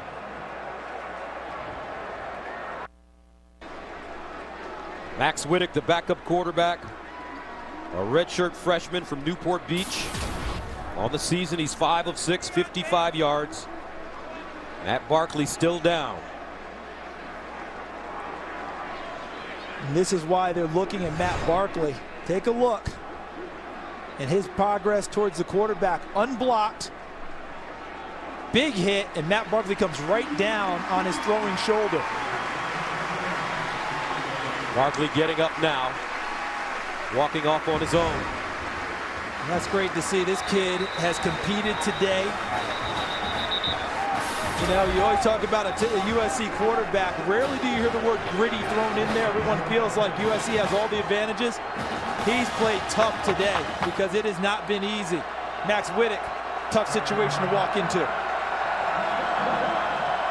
3rd down and 12 for Whittick.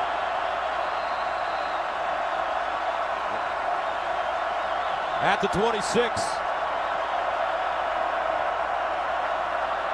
Low snap. Picked up by McNeil. And Curtis McNeil. What a play as he gets to the 20. I mean, he turned that almost into a direct snap play to the tailback, didn't he? Smart. Figured it out. Ball wasn't snapped well, but it couldn't control it. So USC will go after the points. They need them anyway. They've got to get 3 now. They need the 3 now to try and set it up for later. Adari missed a 44-yarder. This one from 38 yards away.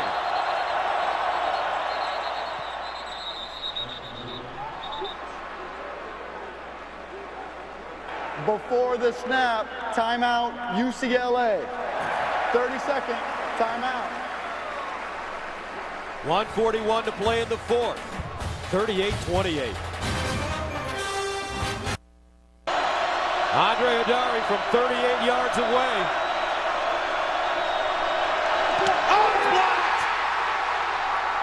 Loose! Recovered by SC. But UCLA, another big play by the Bruins. Sheldon Price blocks it.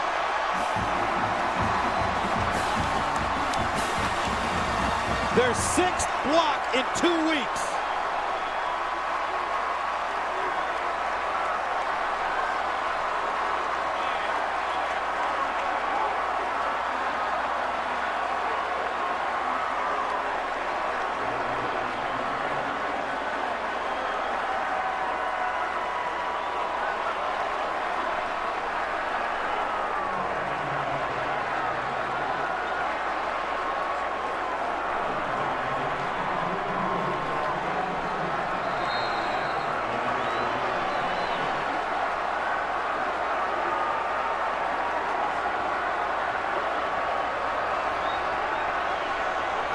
USC unable to protect. Let's go to the Reese's perfect play. The kicking game has been very important. Missed extra point earlier in the game. Missed field goal by Hadari. And then that one, which you just saw, the block. USC trying to get within 7 points. Last week, Sheldon Price was the beneficiary of a block by Dayton Jones at Washington State and ran it in from 60-plus yards for a touchdown. This time, he blocks the extra point.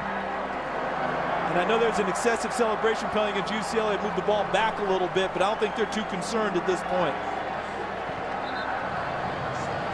1:30 to go.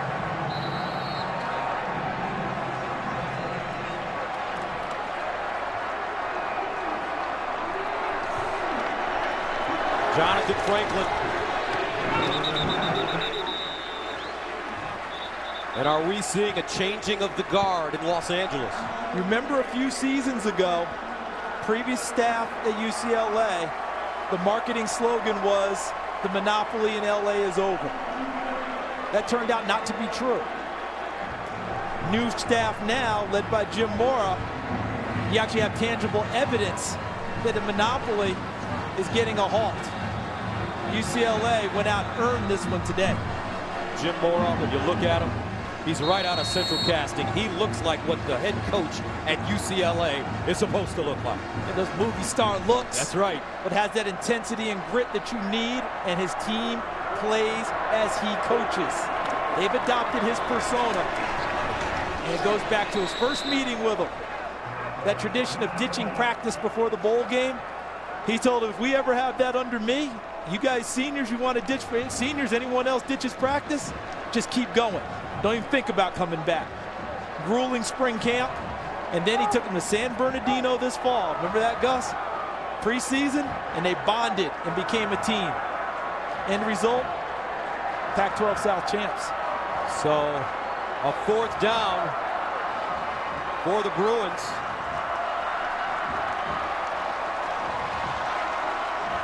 "46 seconds and counting.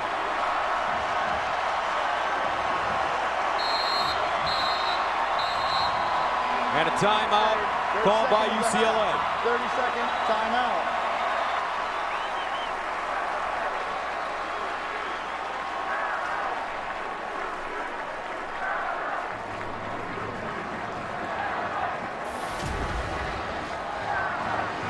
USC, true to form in their losses, they make mistakes.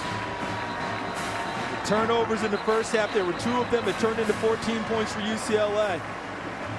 Look at all the other miscues, the number of kicks blocked.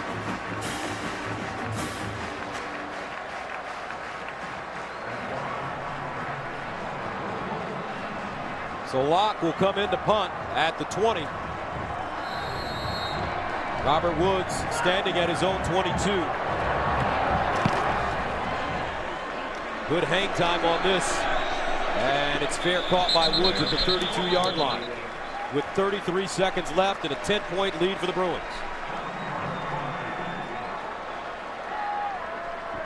And a flag on the field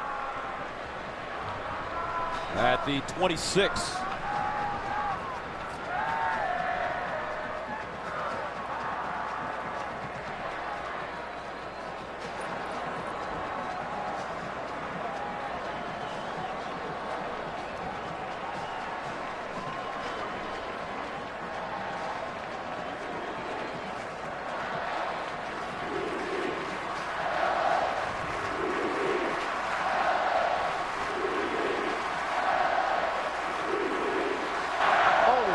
By the offense, number 41.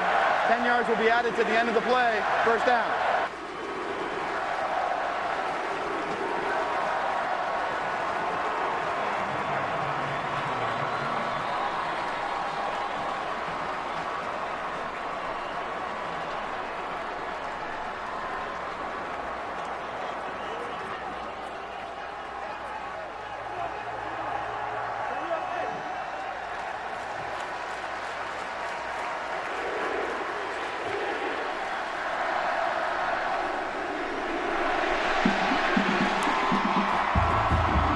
What a feeling for these young men from UCLA. They've worked so hard under their new coach, who has given them grit and determination. 33 seconds remaining. Max Wittick in for Matt Barkley. Wittick underneath and caught by Marquise Lee, as the Trojans will try to get to the line of scrimmage quickly. Jim Mora said on Monday he never felt such intensity from a team coming at him when he talked to them Monday of this week. So they actually had to work hard to kind of tamp them down a little bit, to let them ramp up into the game so they didn't waste it all during the week. Obviously that worked.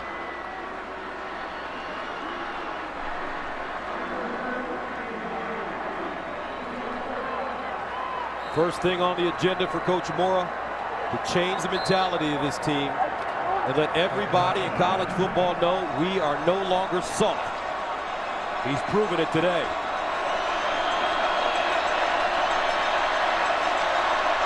Wittick. And Wittick dumps it off to McNeil.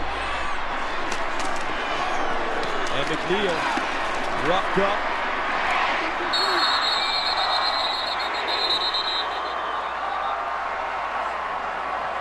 Four seconds to go. It's been a long time coming for the Bruins. And I guess we've discovered that those guys in blue and gold are zombie killers, because they finally put USC away. I don't know how you kill a zombie. What do you do, cut his head off? As Coach Mora gets the Gatorade bath.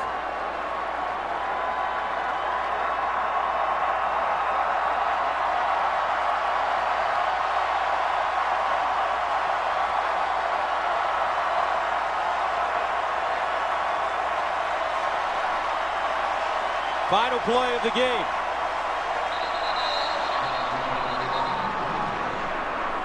They just don't want it to end. Offside by the defense, number 56. 5 yards, second down. It's going to be hard for Jim Mora in practice this week because there's nothing for him to get mad at. He'll find stuff. They got Stanford next week. And that game could mean something for Stanford in terms of the Pac-12 if they're able to beat Oregon this evening. Now the final play. Riddick over the middle, caught, but not enough. And for the first time since 2006, the UCLA Bruins beat their crosstown rivals, USC, and they clinch the South title and a berth in the Pac-12 championship. Jim Mora in his first year, and he's got the magic going in Westwood. Must be a flag on the play, though. Can't end on a defensive penalty.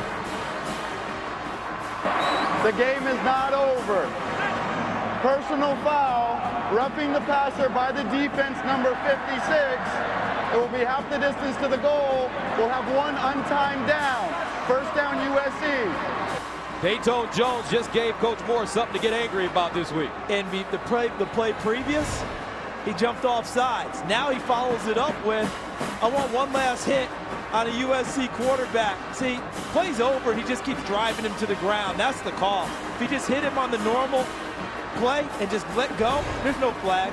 Taking him to the ground, Sean Hockley, the referee, no choice but to throw the flag. Yeah, Coach Mora, he doesn't even need to write a note about that one. That'll be in his head. So a premature celebration. No time left for Riddick.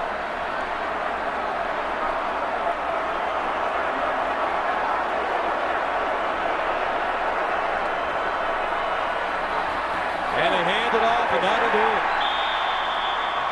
The final score from Pasadena. The UCLA Bruins 38, the USC Trojans 28.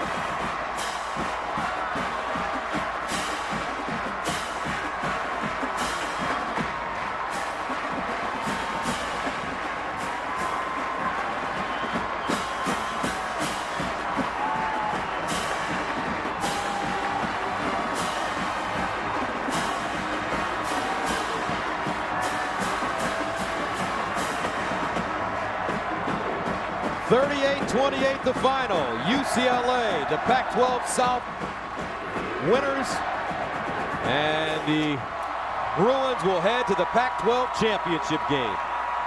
Let's take you now to Aaron Andrews in our Fox studio for the AT&T Fox College Saturday Daybreak Show. Gus, thanks so much. Great job. Congratulations, Bruins Nation. Coming up on the AT&T Game Break Show, we'll break down what you just saw. UCLA's huge win over USC.